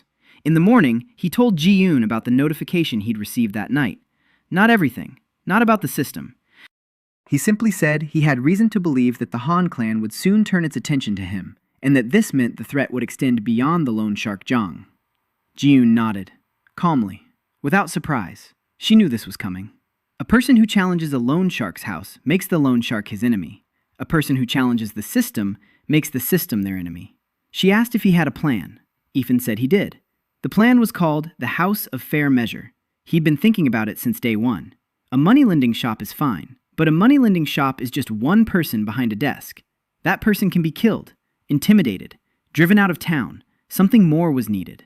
A structure, an organization, with a charter, with rules, with a seal, with staff, with documentation that would outlive its creator. An insurance guild, the first in the history of the Nine Heavens Empire. A place where ordinary people could, for a small monthly fee, receive protection from arbitrary rule. Not with a sword, not with magic, with documents, with calculations, with legal expertise. He explained the idea to Soyeon. She listened in silence. Then she asked how it would work. Ethan explained. A peasant pays 2 copper coins a month. That's the insurance premium. In return, the guild guarantees that in any dispute with a moneylender, merchant, or official, the guild will provide a free debt recalculation and legal support. If the dispute goes to court, the guild will cover the cost from a common fund. 2 copper coins are nothing for a single family, but if 1,000 families pay 2 coins each per month, that's already a fund. 20 silver coins a month, 240 a year, enough to pay for 3 accountants, 1 lawyer, and 1 bodyguard. Soyeon asked who would manage the fund. Ethan said she would. Soyeon choked on her tea. She said she was an apothecary's daughter, not a fund manager. Ethan said that a week ago, she was the apothecary's daughter who'd been sold into concubinage, but today, she was the person who'd helped win the court case. The world changes. People do too. She fell silent. Then she said she'd think about it. Ethan knew she'd agree. His actuary skill gave a 91% probability. The next day, he began preparing the paperwork. In the Nine Heavens Empire, 3 things were required to establish a guild. A charter signed by at least 5 founders, registration with the city council, and a seal certified by the Chamber of Commerce. 5 founders. Ethan wrote down the names. Park Yi-han, Kim So-yeon, Han Ji-eun, and Master Cho Min-ho. He left the fifth spot blank. He wanted Grandfather Wei to be the fifth founder, but Wei was still technically in the service of the Shu clan. His signature would draw attention. He needed someone else. On the third day of working on the documents, the fifth founder found him, or rather, she found him. Park Hye-jin, a merchant's widow, 26 years old. She came to the warehouse that morning, tall, upright, with a cigarette in her mouth that she didn't take out even when speaking. She said she'd heard about the court, about the guild, about a man who judges fairly, and that she'd come not for help but with a proposal. She took a stack of documents out of her bag. Ethan took them. He began to read. And 10 minutes later, he realized that sitting before him was the person he'd been looking for without even knowing what he was looking for. Park Hye-jin was not just a merchant's widow. Her late husband had traded between Qinghe and the provincial capital. Silk, porcelain, tea. He knew the trade routes. He knew the prices. He knew the people. And he kept records, detailed, meticulous. Every transaction, every partner, every amount. The Han clan had ruined him. A rigged deal, counterfeit goods, a trial that never took place. Her husband died of grief a month later, and Hye-jin was left with a box of documents and a debt of 300 silver coins that she hadn't taken. Ethan recalculated her debt in 20 minutes. He found 3 errors, 1 forgery, and 1 signature that didn't belong to her husband. He showed them to her. Hye-jin looked at the documents, at the numbers, at the signature that wasn't her husband's. She didn't cry. She smoked, slowly, calmly. And when Ethan finished explaining, she said one thing, that her husband had been a good merchant, that he knew prices and people. But there was one thing he didn't know. He didn't know that in this world, an honest merchant is a target, and that someone is needed to protect the targets from the shooters. She asked if the guild needed an auditor, someone who knows trade routes, prices, and people. Ethan placed the charter in front of her. He pointed to the 5th line. It was blank. Hye-jin read the charter. She took out a brush and signed it. The House of Fair Measure had 5 founders, an actuary from another world, a pharmacist's daughter with a sharp tongue and knowledge of poisons, a former heiress with a sword, an old calligrapher with impeccable handwriting, and a widow with a pipe and knowledge of trade routes across an entire continent. It was not an army. It was not a clan. The guild had been operating for 30 days. During those 30 days, 4 significant events took place. The first event, an imperial auditor arrived from the governor's office. His name was Yuan Shi. He was a man of about 35, thin, taciturn. His fingers were permanently stained with ink. He arrived in Qinghe with 1 assistant and 2 boxes of blank forms. Ethan met him at City Hall. He handed over all the documents, all the calculations, all 37 cases. Yuan Shi spent 3 days reading. He spent 2 days counting. He double-checked them for 1 day. On the 7th day, he summoned Ethan and Zhang Huajun to the town hall. He sat down at the table. He laid out the papers, and he announced the result. Of the 37 cases, 32 confirmed overpayment. The total amount came to 3,780 silver. Zhang's money-lending house was ordered to return this money within 90 days. No discrepancies were found in the remaining 5 cases. Ethan nodded. 5 out of 43. The error rate in his calculations was 11%. Acceptable. Not perfect, but acceptable. Zhang Huajun listened to the ruling with the expression of a stone statue. He bowed. He left. Ethan watched him go and did the math. 3,780 silver coins plus 6 voided promissory notes. Zhang's money-lending house was losing roughly a quarter of its annual income. That hurts. But it's not fatal. Zhang will survive. Weakened, angry, but alive. And that meant the threat hadn't disappeared. It had simply changed form. The system flashed that same evening. Source of secret malice detected. Subject to medium status, close range, planning economic pressure on the structure associated with the carrier. 240 points assigned. Economic pressure. Zhang wouldn't attack again. He'd failed in court. Failed with the hitmen. Now he'd apply pressure differently. Through money. Through suppliers. Through landlords. Through everyone who does business with the guild. Ethan jotted down the forecast. In 2 weeks, supply problems would begin. Paper. Ink. Food for the staff. The small merchants who sold all of this to the guild would start refusing to supply them. Because Zhang would talk to them. Or to their loan sharks, which amounts to the same thing. Second event. Li Wei sent a letter. Not to Ethan, So-yeon. The letter was short. Ethan's ex-fiancée was asking for a meeting, a private one, without witnesses. So-yeon brought the letter to Ethan. She placed it on the table. She looked at him with an expression that said she thought of Li Wei as roughly the same as rotten fish. Ethan read the letter. He thought about it. Li Wei hadn't written to him directly, because a letter from the heiress of the Shui clan to an exiled freeloader would be a scandal. But a letter from the heiress to a pharmacist's daughter is just a note. Li Wei wanted to contact him, but through an intermediary. Why? His actuary skill generated a probability breakdown. Probability that Li Wei is acting on Meilan's orders, 28%. Probability that she's acting on her own, 52%. Probability that she wants to apologize, 7%. Probability that she wants information, 34%. Probability that she wants to warn him of a threat, 19%. The numbers didn't add up to a clear picture, too many variables. Ethan told Soyeon to reply, to agree to a meeting, but not a secret one. Let Li Wei come to the guild, in the daytime, with witnesses present. If she wants to talk, let her speak openly. Soyeon smiled. She wrote a reply. She sent it. 2 days later, Li Wei arrived, not alone, with 2 maids and in a closed palanquin. Still, all of Qinghe saw her. The heiress of the Shui clan was coming to the guild as a foster daughter. Rumors spread through the streets like wildfire. Li Wei entered the warehouse. She saw a table, papers, Soyeon at work. Ji-yoon was by the wall. Hee-jin was in the corner with a pipe, and Ethan was at the table. She stopped. She looked at him. Ethan looked at her. 20 years old, beautiful, fragile, eyes like a deer caught in a trap. She had been beautiful at the engagement party in her scarlet dress. She was beautiful now in a simple travel robe. Her beauty wasn't the problem. The problem was that behind that beauty stood a mother who sold people like merchandise and a daughter who allowed her to do so. Li Wei spoke, quietly, without the haughtiness Ethan remembered from Yihan's recollections, in a different voice. She said she hadn't come to apologize, that apologies were worthless after what had happened. She had come to warn him. Her mother had written to Han Jun. Jun had replied. The letter contained an order. He was sending someone to Qinghe, not an assassin, something worse, a representative of the Han clan, an official one, with authority, with documents, with the right to act on behalf of the entire Northern Alliance. This man would arrive in 10 days. His task? To shut down the House of Just Measure, legally, through the Chamber of Commerce, through the City Council, through the courts, if necessary.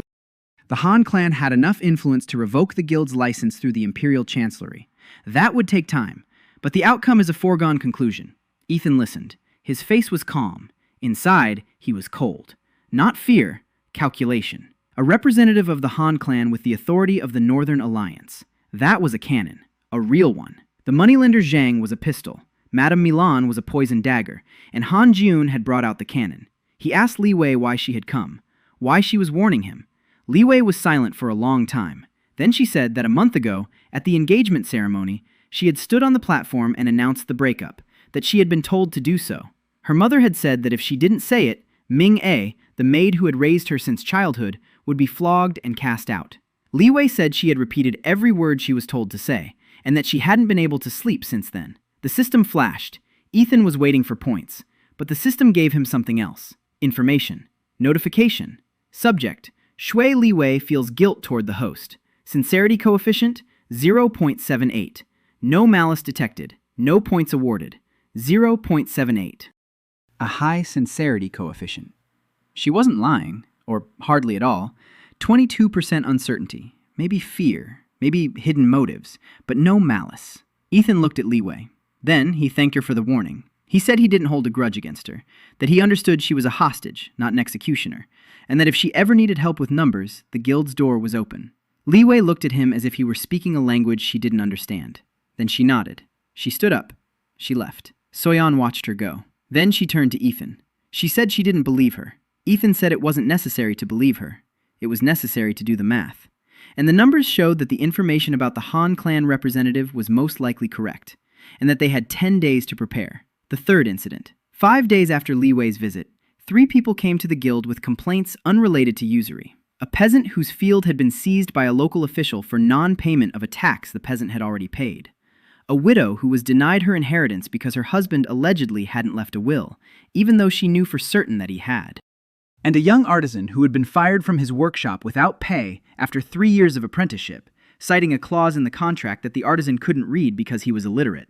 Ethan took on all 3 cases. He recalculated the peasant's tax. He found a copy of the will in the temple archives where the widow's late husband had had it notarized, and he read the artisan's contract aloud, explaining that the clause the workshop was citing did not apply to his case. 3 cases, 3 victories. Small, unremarkable, but important. Because these cases had nothing to do with the moneylender Zhang. They were connected to the system, to a world in which an illiterate artisan signs a contract he cannot read, in which a widow loses her home because she doesn't know her will is kept at the temple, in which a peasant pays taxes twice because an official knows he keeps no records. The House of Just Measure had ceased to be a tool for fighting a single moneylender. It had become something greater, a place where justice is administered. The 4th event. On the 29th day after the trial, 1 day before the expected arrival of the Han clan representative. Night. The warehouse is closed. Jiyoon is on the roof. Soyeon and Haejin have gone home. Ethan is alone at the table. A candle is burning. Silence. A knock at the door. Ethan opened it. A woman stood on the threshold. Young, her face hidden by a hood. A simple monastic robe, bare feet on the wet ground. She raised her head. Ethan saw her eyes, and he felt something shift inside him. Not the system. Something deeper, older. Something from a time before systems and before empires. She spoke a single sentence. "You are the bearer, and I know what's inside you." The system howled. It didn't blink. It howled. Red. Bright. Warning. A subject possessing information about the nature of the system has been detected. Classification unknown. Recommendation. Caution. Ethan stood in the doorway, looking at the barefoot nun who knew his secret. And she looked at him with the expression of someone who had waited 1,000 years and finally found what they were looking for. Her name was Yu Lan. She entered the warehouse the way someone who had been in 1,000 such rooms would enter, without caution, without any interest in her surroundings. She looked only at Ethan. She sat down on the floor, not on a chair, on the floor. She crossed her legs, she closed her eyes, then she opened them, and she began to speak. She said that 1,000 years ago she had been the first mistress of the system of retribution. That the system had been created not as a gift, but as a trap. That a fragment of the demon of resentment's consciousness lived inside the system. That every point Ethan earned fed this demon. And that if the demon received enough sustenance, it would awaken. It would take over the host's body and destroy all life on the continent. Ethan listened. He didn't interrupt. The actuary inside him was calculating. Yulan's sincerity coefficient. The system wasn't displaying it. For the first time. The system had no data on this woman. She was off the charts. He asked how many points it would take for the demon to awaken. Yulan named a number. 500,000. Ethan checked his score. 5,743 points. 1% of critical mass. He sighed. He had a cushion. But if the system continued to scale exponentially based on the hatred of high-status subjects, 500,000 would be reached faster than it seemed. He asked how she had solved this problem 1,000 years ago. Yulan fell silent. For a long time. Then she said she hadn't solved it. That she had accumulated 487,000 points. That the demon had begun to awaken. That she had sealed it away using the only method she knew. She sealed herself away with it. She walled her soul inside the system for 1,000 years. She became both the jailer and the prison. And then she waited. For 1,000 years. She waited for a vessel who would find another way. Ethan looked at her. At her bare feet. At her wrinkle-free hands. At her face, which looked 23, but behind which lay 1,000 years of imprisonment. He asked if there was another way. Yulan said that, theoretically, yes. The demon feeds on resentment. If resentment could be transmuted into something else, into forgiveness, into creation, into care, then the demon would remain hungry. But there's a problem. The system cannot convert forgiveness into points. It was created for resentment, only for resentment. To change the system, you have to change it from within. And for that, you need a vessel capable of truly forgiving, not just saying the words, not just reciting a formula, but forgiving in such a way that the resentment vanishes from the heart without a trace. In 1,000 years, Yulan hadn't found a single such person. Ethan asked why she thought he was the right one. Yulan looked at him. For a long time. Then she said that he had died saving a stranger, an old man. That he had spent his first earnings not on himself, but on ointment for a stranger's back. That he had won a court case and chosen not to take revenge on the loan shark. That every point earned... Warning. Subject is attempting to alter the system's parameters. Recommendation. Reject. Ethan ignored the warning. He asked what exactly he needed to do. Yulan said nothing for now. That first, he had to understand the scale of the threat. The demon sleeps within. But every point is a jolt, every surge of hatred is an alarm, and there are people who know about the demon, who want to wake him up. Ethan tensed. He asked who. Yulan said one word, the Crimson Lotus Sect, an ancient cult, one that worships the demon of resentment. They've been waiting 1,000 years for its awakening. They know about the system, they know about the host, and they're already taking action. Ethan sat in silence. Behind the warehouse walls, Chinghe slept. Ji-yoon was on watch on the roof. Somewhere in the Zhu clan, Grandfather Wei was sleeping. Somewhere in the apothecary's house, Soyeon was sleeping, and he sat before the 1,000-year-old nun, learning that a bomb was ticking inside him, one that would destroy the world. He asked if Lady Milan was connected to the Crimson Lotus sect. Yulan shook her head. No, Milan isn't from the sect, but she knows about the demon. She found out 20 years ago when she discovered who Park Yi-han's father was, the last descendant of the sect, the man who carried the system's activation code in his blood. He was killed for it. And Milan hid the boy within the clan, not out of mercy, out of fear. She hoped that if the boy grew up broken and weak, the system wouldn't activate, that she could extinguish the fire before it flared up. That's why there were 10 years of humiliation. That's why there were beatings. That's why the engagement was called off. It wasn't cruelty, strategy. Milan tried to break the host, to save the world, in her own way. Cruelly, but in her own way. Ethan closed his eyes. He opened them. The world looked the same. The warehouse, the table, the candle. But everything was different. Every memory of Yi-han, every blow, every spit, every humiliation over the past 10 years. All of it was part of the plan. Not random evil. Planned evil. In the name of good. He asked Yulan what she would do now. She said she would stay by his side, that she would teach him to control the system, that she would monitor the demon's level inside him, and that if he couldn't handle it, if the demon began to awaken, she would kill him, personally, without regret, because she had already shown mercy once and sealed him away instead of killing him, and the world had waited 1,000 years. There could be no second wait. Ethan nodded. Fair terms. An actuary values honesty in contracts. Yulan stood up. She walked toward the door. She paused. She said that a man from the Han clan would arrive tomorrow, that this man was more dangerous than Ethan thought. Not because he was strong, because he was clever, and because it wasn't just the Han clan backing him. Then she disappeared into the night, barefoot, silent, like a ghost. Ethan was left alone. 5,743 points. 500,000 until the end of the world.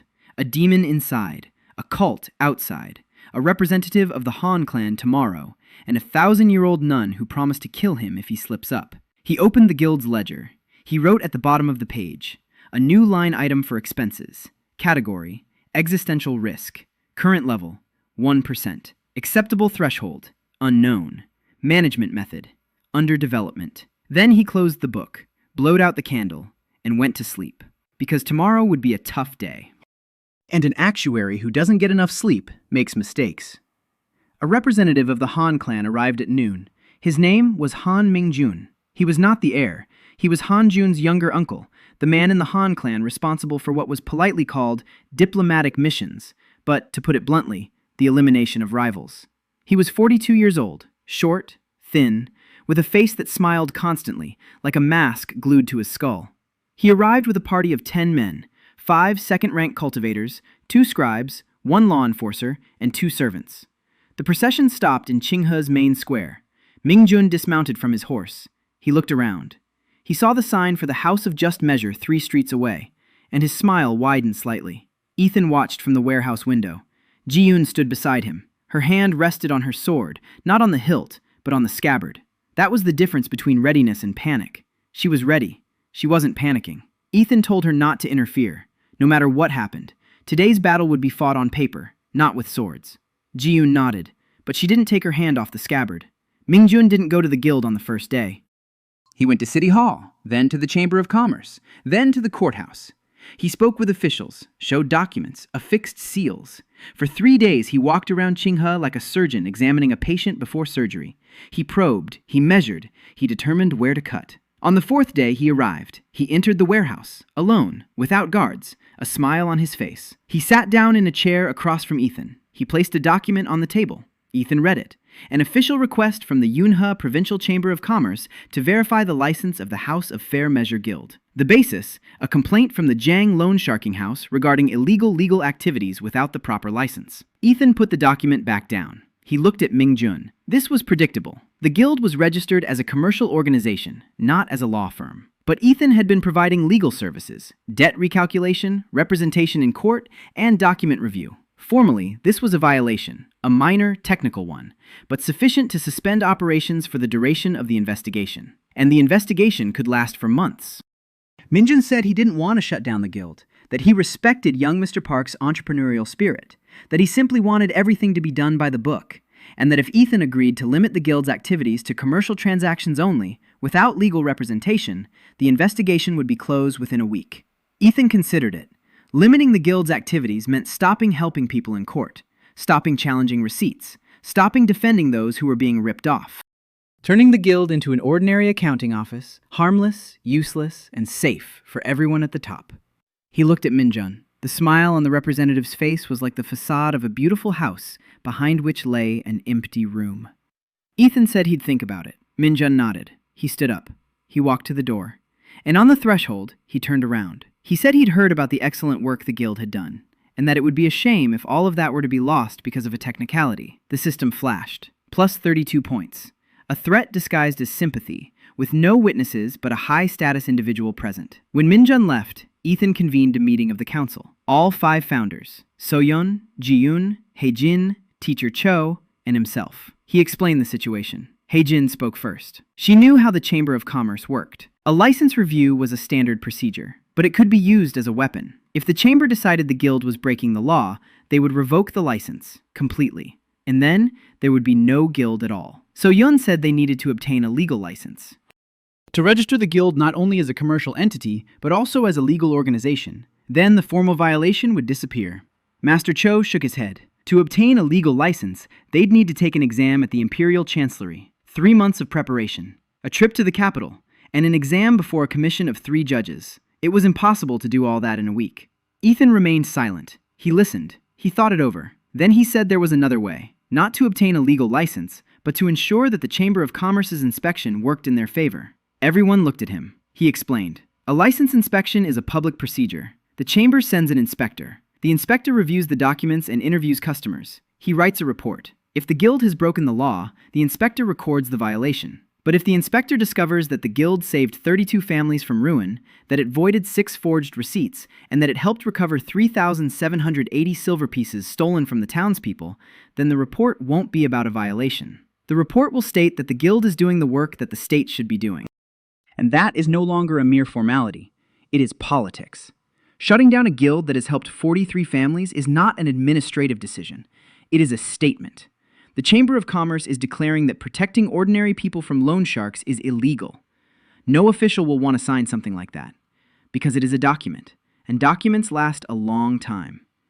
And when the Imperial Auditor arrives in 2 months, he'll read this document, and he'll ask questions. Hee-jin took a long drag on her pipe. She exhaled the smoke. She said, "The boy thinks like a merchant." It was a compliment. Teacher Cho nodded. Soyeon asked what exactly they should do. Ethan said they needed to prepare 2 documents. First, a full report on the guild's activities for the first month. Every case, every result, every family saved.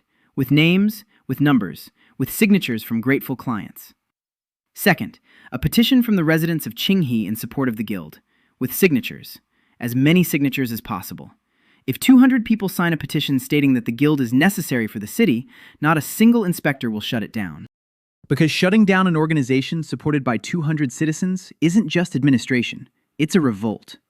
For the next 5 days, the guild worked harder than ever. Soyeon wrote the report. Hae-jin went around to merchants and collected signatures. Teacher Cho was drafting the petition. Ji-yoon stood guard, and Ethan did what he did best. He counted. He recounted every transaction. He checked every number. He corrected 3 minor errors he'd missed the first time, because the inspector would be looking for mistakes and wouldn't find a single one. By the end of the 5th day, the report was ready. 24 pages. The petition contained 213 signatures. Among them were a butcher, a fisherman, 32 families from the court, Apothecary Lee, a vegetable vendor, a carpenter, a dyer, and 171 people Ethan had never seen before. People who had heard of the guild, who hadn't yet come for help, but who knew that help was available, and that knowledge was worth a signature. Han Mingjun came for an answer on the 6th day. Ethan placed both documents in front of him, the report and the petition, and said that the guild was ready for an audit. At any time, in any format. Mingjun read for 10 minutes. The smile didn't fade, but something behind it flinched, like a crack in porcelain visible only in the light. He said he would forward the documents to the Chamber of Commerce. He stood up. He walked out. He didn't turn around at the threshold. The system flashed, plus 84 points. Irritation from a high-status individual that hadn't turned into open hostility. Ethan looked at the team. So-yeon was at the table with the papers. Hee-jin was in the corner with a pipe. Teacher Cho was by the window. Ji-yoon was by the wall. 4 people who, in the space of a month, had become something more than just colleagues. He didn't know what to call it. In his past life, he hadn't had a word for it. In this life, neither did he. But it felt warm, like ointment on a sore back, like rice on a cold morning, like mittens he'd never had. 2 months after the guild was founded, Ethan's world changed again. 3 things happened almost simultaneously. Mingjun left Qinghe. Not because he had lost, because he had received new orders. The Chamber of Commerce did not shut down the guild. The petition and the report had worked. But before leaving, Mingjun left a gift, a letter from Hanjun addressed to every major merchant between Qinghe and the provincial capital. The letter stated that any merchant cooperating with the House of Fair Measure would be excluded from the trade routes controlled by the Han clan, and the Han clan controlled 60% of the northern routes. An economic blockade, silent, effective, deadly. In the first week after Mingjun's departure, 3 paper suppliers refused to sell to the guild. An ink merchant tripled his prices. The shop that provided lunch for the staff closed for renovations. Endless renovations. Hee-jin had foreseen this. She knew the trade routes. She knew how a blockade worked, and she knew how to get around it. The southern routes. The Shui clan. The merchants of the Southern League. They were not under the Han clan's control. The problem was that the Shui clan also hated Ethan. But Hee-jin said that the clan's hatred was one thing, and the merchants' money was another. The merchants of the Southern League weren't soldiers of the Shui clan. They were business people. And if the guild was willing to pay, they would sell. Money has no clan affiliation. She was right. Within 2 weeks, new suppliers were found. Paper came from the south, ink from the east. The food was prepared by the butcher's wife, the one who had signed the petition. The blockade was cracking. But the most important thing happened not on the trade routes, but inside Ethan. Yulan came every night. She taught him. Not combat techniques, not spells. She taught him to see the system from within. Every point he earned wasn't just a number. It was a drop of resentment. Someone else's malice. Someone else's poison. And that poison was building up inside him. His body was growing stronger. His chi was growing. But along with them, something else was growing. Something dark. Something heavy. Like black water at the bottom of a well. A demon. Ethan had learned to sense it. Not to see it, to sense it. Like the pressure in his temples before a storm. Like the heaviness in his chest before bad news.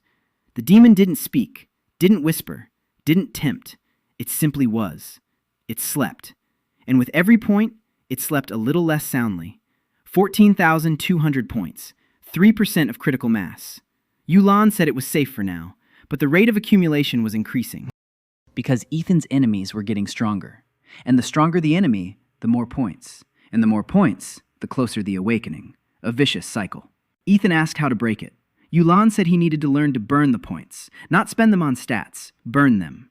Turn resentment into forgiveness. Every act of sincere forgiveness destroys a portion of the accumulated points. It deprives the demon of its sustenance. The problem is that forgiveness has to be genuine. Not just spoken. It has to be lived. You can't forgive someone who spat in your face just by saying the words.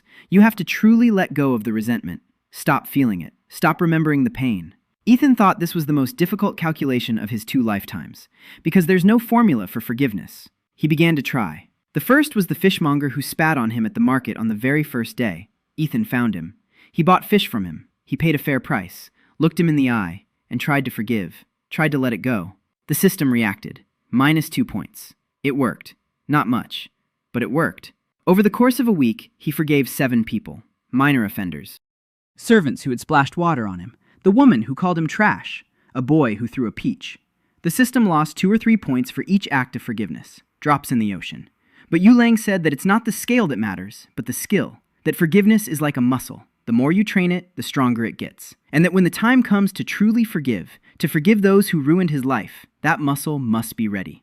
The second event. The guild opened a second office, not in Qinghe, in the neighboring town of Huanglin, a 3-hour journey. He Jin found the space.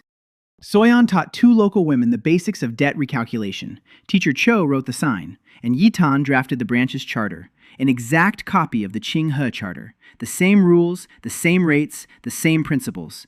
2 copper coins a month for the insurance premium. Free assessment, fair recalculation. On the first day in Huanglin, 9 people came. On the second, 22. The House of Fair Measure ceased to be a warehouse with a sign. It became an idea, and ideas are harder to kill than people. The third event. News arrived from the Shui clan. Grandfather Wei relayed it through Ming A. Lady Meilon received a reply from the Crimson Lotus sect. Not from the sect itself, from a man who called himself a mediator. He offered Meilon a deal. The sect would help destroy Ethan. In return, Meilon would grant the sect access to the Shui clan's ancient cellars. According to legend, a fragment of the seal used to imprison the demon 1,000 years ago was kept there. Meilon didn't know that the sect didn't want to destroy the demon. They wanted to set him free. She thought they were allies, that they, like her, wanted to prevent a catastrophe. Ethan sat in the darkness, taking stock. The Crimson Lotus sect, a fragment of the seal. Lady Meilon, who thinks she's saving the world but is actually helping to destroy it. Yulang was nearby. She had heard everything. Her expression didn't change. But Ethan noticed her fingers tremble. She said the fragment of the seal must not be given to the cult, that if they gathered all the fragments, they could lift the seal from the demon from the outside, without waiting for him to accumulate 500,000 points from the inside. Ethan nodded. 2 paths to disaster. From the inside, through the points. From the outside, through the seal. And both converged at a single point, within him. He asked Yulan how many fragments of the seal existed. 7. 1 for each of the forbidden systems. How many did the sect have? 4. She knew because she herself had hidden 3 of the 7,000 years ago. 1 in the cellars of the Shu clan, 1 at the bottom of a lake in the Tianmen Mountains, 1 in the temple of the god of commerce in Qinghe. Ethan paused. The temple of the god of commerce, in Qinghe, 300 paces from his warehouse. He asked if she was serious. Yulan said she couldn't be more serious. Ethan stood up. He walked over to the wall. He rested his forehead against the cold wood, and he laughed, quietly, wearily, because the world was throwing challenges at him faster than he could solve the previous ones. A loan shark, a clan, a blockade, a demon, a cult, fragments of a seal, and all of this for a single actuary from Seoul with 14,200 points and a team of 4 people. He turned to Yulan. He said he needed a plan. She said there was a plan, but he wouldn't like it. Ethan said he was an actuary. He didn't like any plans. The only thing that mattered was that the numbers added up. For the first time in all the time he'd known her, Yulan smiled. Yulan's plan was simple and terrible. Take the seal fragment from the temple of the god of commerce before the sect could get to it. Take the fragment from the Shui clan's dungeons before Meilon could hand it over to the middleman. And destroy both. If the sect had only 4 of the 7 fragments, they wouldn't be able to break the seal. The demon would remain sealed, and Ethan would be left with only one problem: failing to score 500,000 points. Ethan said the plan was good, except that he had no idea where exactly in the temple the fragment was hidden, or how to get into the Shui clan's basements, from which he'd been expelled 2 months ago. Yulan said she'd shown the way in the temple. She'd hidden it there herself 1,000 years ago. As for the Shui clan's basements, they'd have to find another way in. Ethan thought about it. Another way. He could sneak in. A risk. He could ask Grandpa Wei, an even greater risk for the old man. He could ask Ming Ah, an unacceptable risk. There was a third option. Li Wei. She'd been there. She'd warned him. Sincerity coefficient 0.78. Not perfect, but good enough to ask. He wrote her a note, a short one. He asked to meet her. Li Wei came the next day, alone, without maids, in plain clothes. She said her mother would find out. Ethan said he knew, but that there were things more important than his mother's anger. He told the truth. Not the whole truth, but enough. He said that an object, a dangerous one, was kept in the Shui clan's basements, one that must not fall into the wrong hands, and that her mother was planning to give this object to people who would use it for evil. Li Wei listened. Her face grew pale. She asked how he knew about the cellars. Ethan said he knew. He didn't elaborate. Li Wei was silent for a long time. Then she asked what was required of her. Ethan said he needed access to the cellars for one night, quietly, unnoticed. Li Wei closed her eyes. She opened them. She said her mother would kill her if she found out. Ethan said that if the artifact fell into the hands of the Crimson Lotus sect, it wouldn't just be Li Wei who would die. The entire continent would perish. Li Wei looked at him, and she said one thing Ethan hadn't expected. She said she'd spent her whole life doing exactly what her mother told her to do. That not once in 20 years had she made a decision of her own, and that maybe it was time to start. The system flashed, but not through her glasses, through a notification. Subject Su Li Wei feels a sense of trust toward the wearer. Sincerity coefficient 0.86. No malice detected. No points awarded. 0.86. Higher than last time. She was changing. Slowly. Painfully. But she was changing. The operation took 3 nights. The first night, the Temple of the God of Commerce. Yulin led Ethan inside after midnight. The temple was empty. The abbot was asleep. 2 monk guards were on duty at the gates.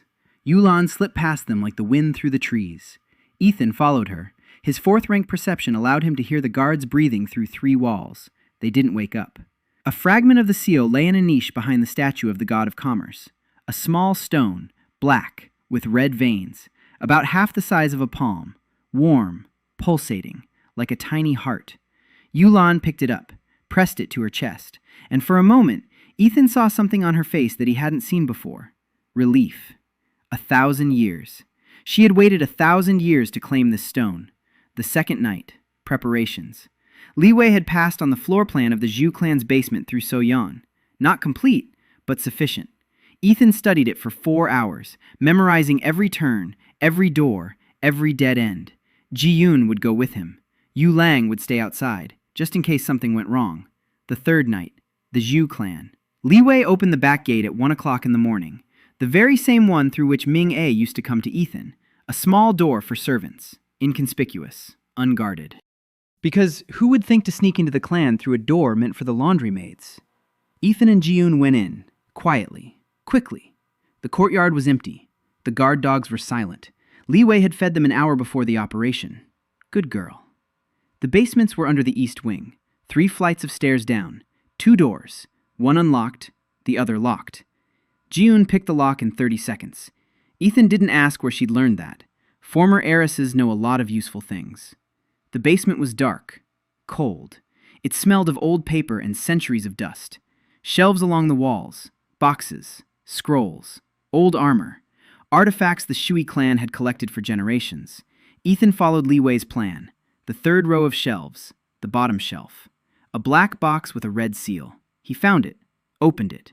Inside lay a stone, just like the one in the temple, black, with red veins, warm, pulsating. The 2nd fragment of the seal. He took it. And at that moment, the system exploded. Not a flicker, it exploded. A red light. Warning. Critical. Contact with the seal fragment triggered a resonance with the demon inside the carrier. The demon has been activated. Awakening level rose from 3% to 7%. Ethan felt something stir in his chest. Not the sea. Something else. Cold. Heavy. Hungry. The demon sensed the fragment, reached for it. Ethan clenched his teeth. He put the stone in his bag and felt the cold recede. Slowly. Reluctantly. But it receded. They left the basement, across the yard, through the gate. Li Wei closed it behind them. They didn't exchange a word. Li Wei didn't say goodbye, didn't look back. A year passed. The House of Just Measure had branches in 6 cities, 12 employees, 4,000 member families, an annual fund of 960 silver. That was enough for salaries, for rent, for paper and ink, for food, and for 2 pairs of mittens for Ming A. Ethan bought her a 2nd pair 6 months later, because the first pair had worn out. Ming A cried both times. He stopped finding it strange. Zhang's loan sharking house paid back 3,780 silver. Not all at once, in installments, slowly. But they paid. Zhang Huajun sold his house on the best street and moved to more modest quarters. His influence in Qinghe shrank like shagreen leather. He was still working, still making loans. But now, before signing a promissory note, every borrower went to the guild to check to recount the money, to make sure. And that was more terrifying for Zhang than any court case. Because a court case is a single event, but the habit of checking is forever. Han Jun sent another representative, then another. Then he stopped. The economic blockade had failed. Merchants from the Southern League took over the vacated routes. The guild became a client who paid on time and didn't cheat.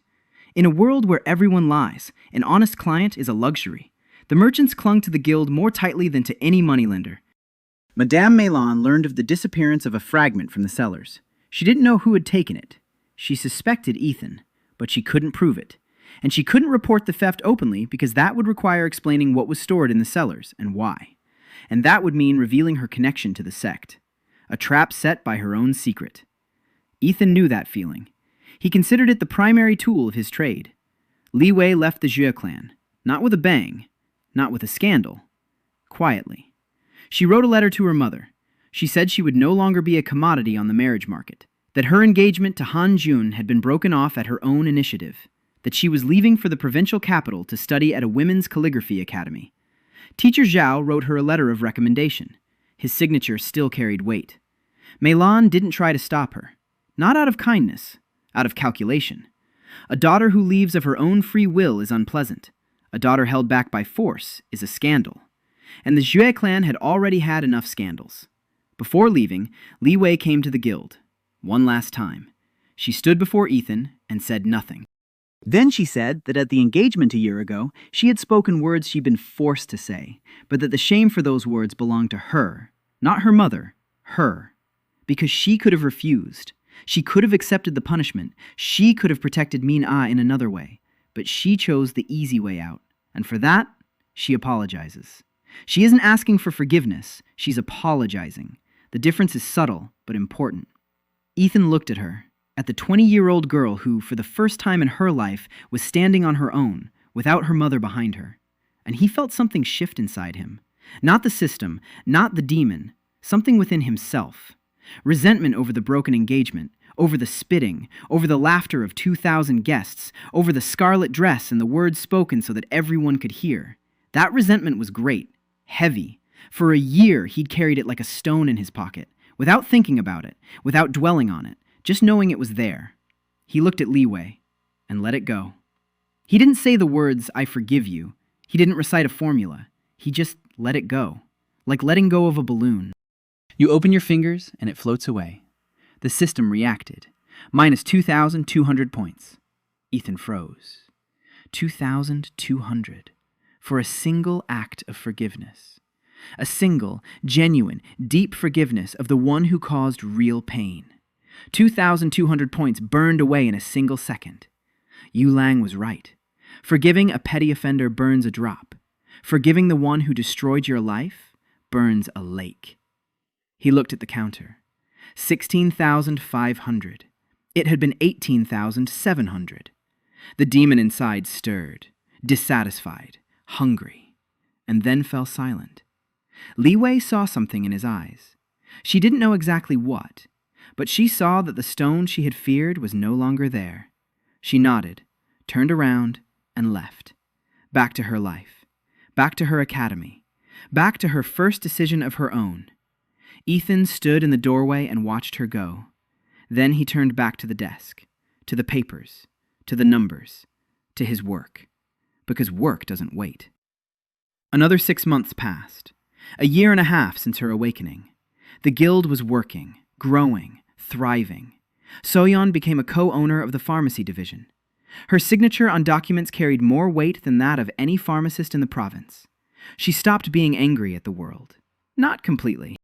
But her anger became more focused, directed at specific injustices rather than everything around her. Ji-eun received a salary, every month, even when she was sick. Even when she once broke her arm and couldn't hold a sword for 2 months, her salary didn't change. A contract is a contract. She stopped talking about usefulness. She started talking about home. Hejin conducted audits. 4,000 families, 6 cities, every coin accounted for. She smoked her pipe and trained the young auditors. And one evening, Ethan saw her reading a fairy tale to a 3-year-old orphan girl whom the guild had taken in off the street. Hejin didn't cry. She just read, and that was enough. Grandpa Wei retired. Ethan arranged for him to receive a pension from the guild, 10 silver coins a month, for life. The old man cried. Ethan said it wasn't charity, it was repaying a debt. 40 years of honest labor were worth more than 10 silver coins, but you have to start somewhere. Master Cho continued to paint signs for every new branch. His handwriting became the guild's calling card. People saw those characters and knew, here, they do business honestly. Yulan came and went, like the wind.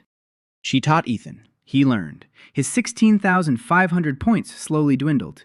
He forgave. Someone every day. Minor offenders, moderate ones, those whom Yi Han's body remembered from childhood, academy students who beat him, instructors who watched and remained silent, servants who denied him food. Each act of forgiveness burned away a little, drop by drop, teaspoon by teaspoon. 16,500, 15,200, 13,800, 12,000. The demon grew quieter, but it didn't disappear.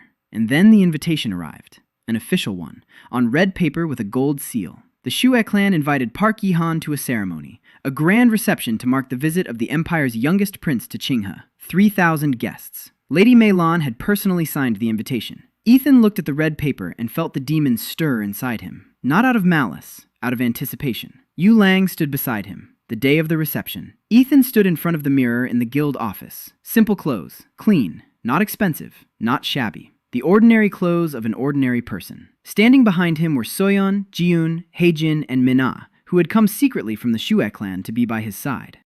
Master Cho, who had put on his finest robe, the very one he had once worn while serving at the governor's court. And Yu Rang, barefoot, quiet, with eyes that burned with 1,000 years of waiting. Ethan turned to face them. He looked at each one. Then he said that no matter what happened today, the guild would continue to operate. The documents were in place. The bylaws had been signed. The fund is sustained. Even if he were to be gone, the House of Just Measure would not die. Because a house is not a person. A house is an idea, and ideas don't die. Soyeon told him to stop talking, as if he were saying goodbye.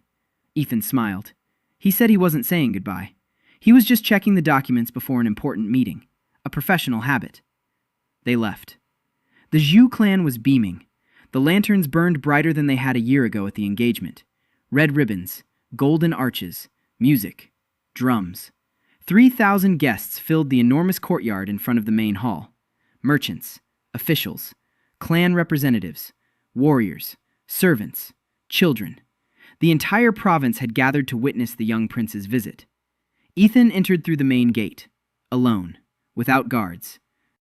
Without an entourage. His team had stayed outside. That's what he'd asked.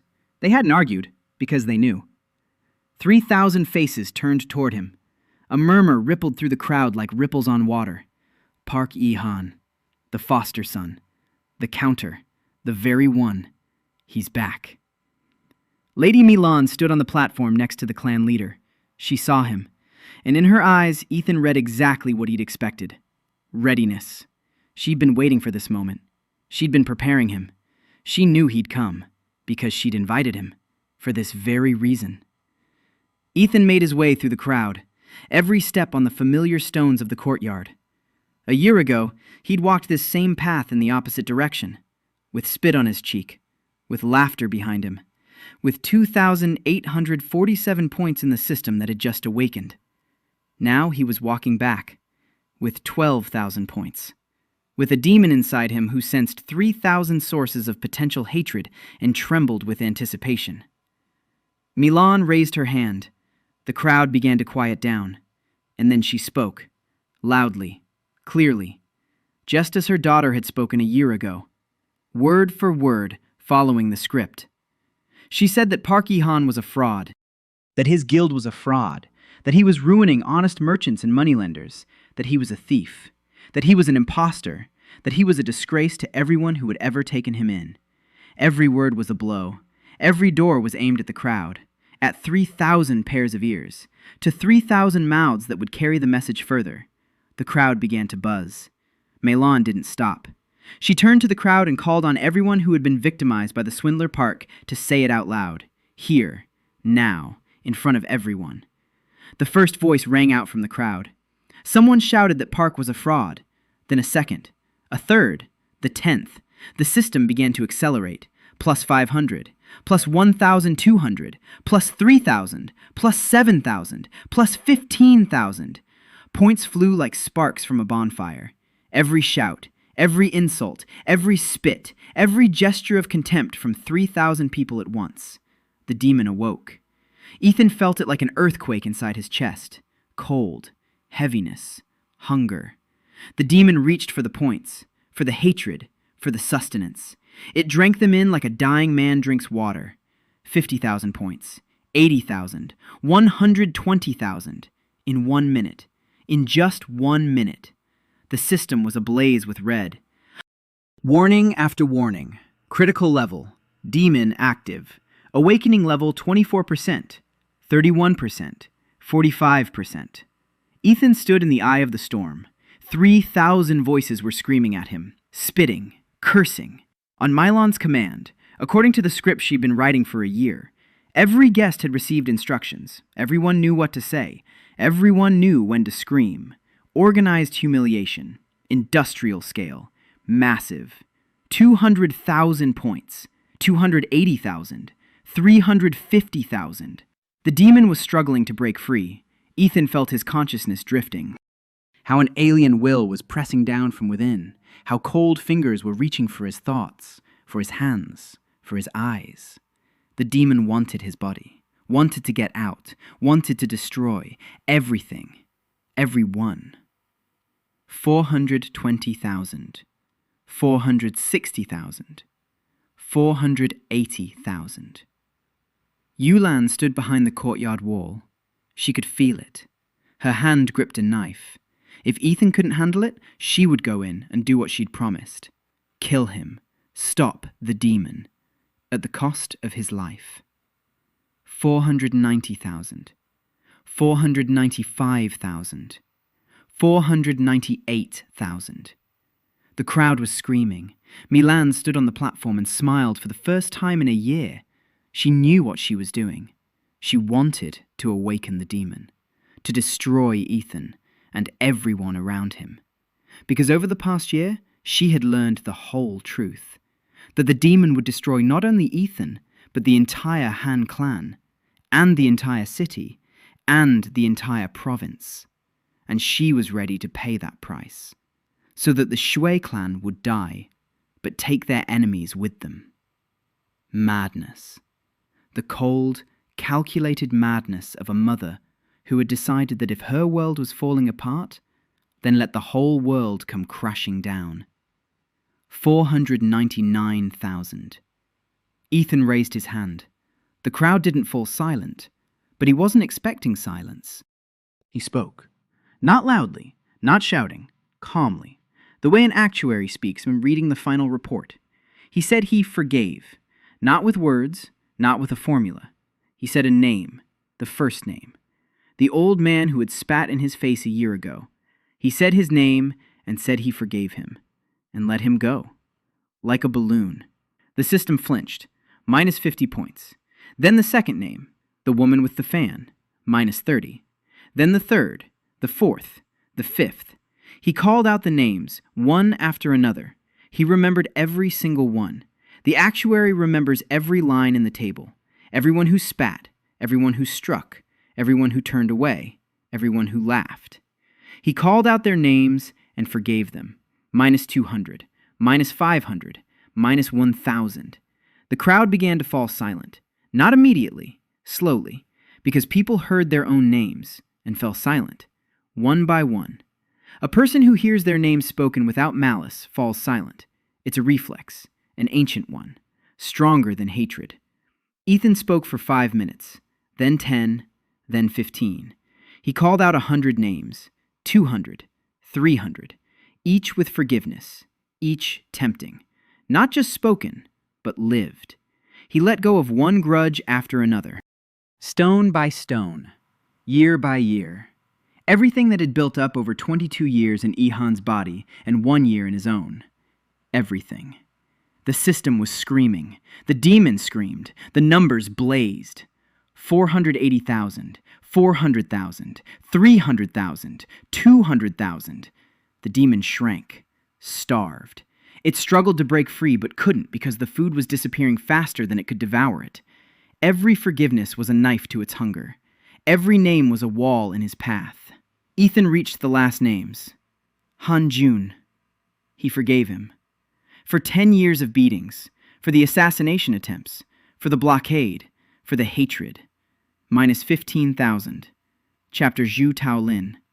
For 20 years of freeloading, for a stolen childhood, for the lies and theft. Minus 8,000. And the last name, Zhu Meilan. He looked at her. She was standing on the platform. Her smile had vanished. Fear was etched on her face, because the plan wasn't working. The demon wasn't waking up. He was dying. Ethan said her name, and said he forgave her.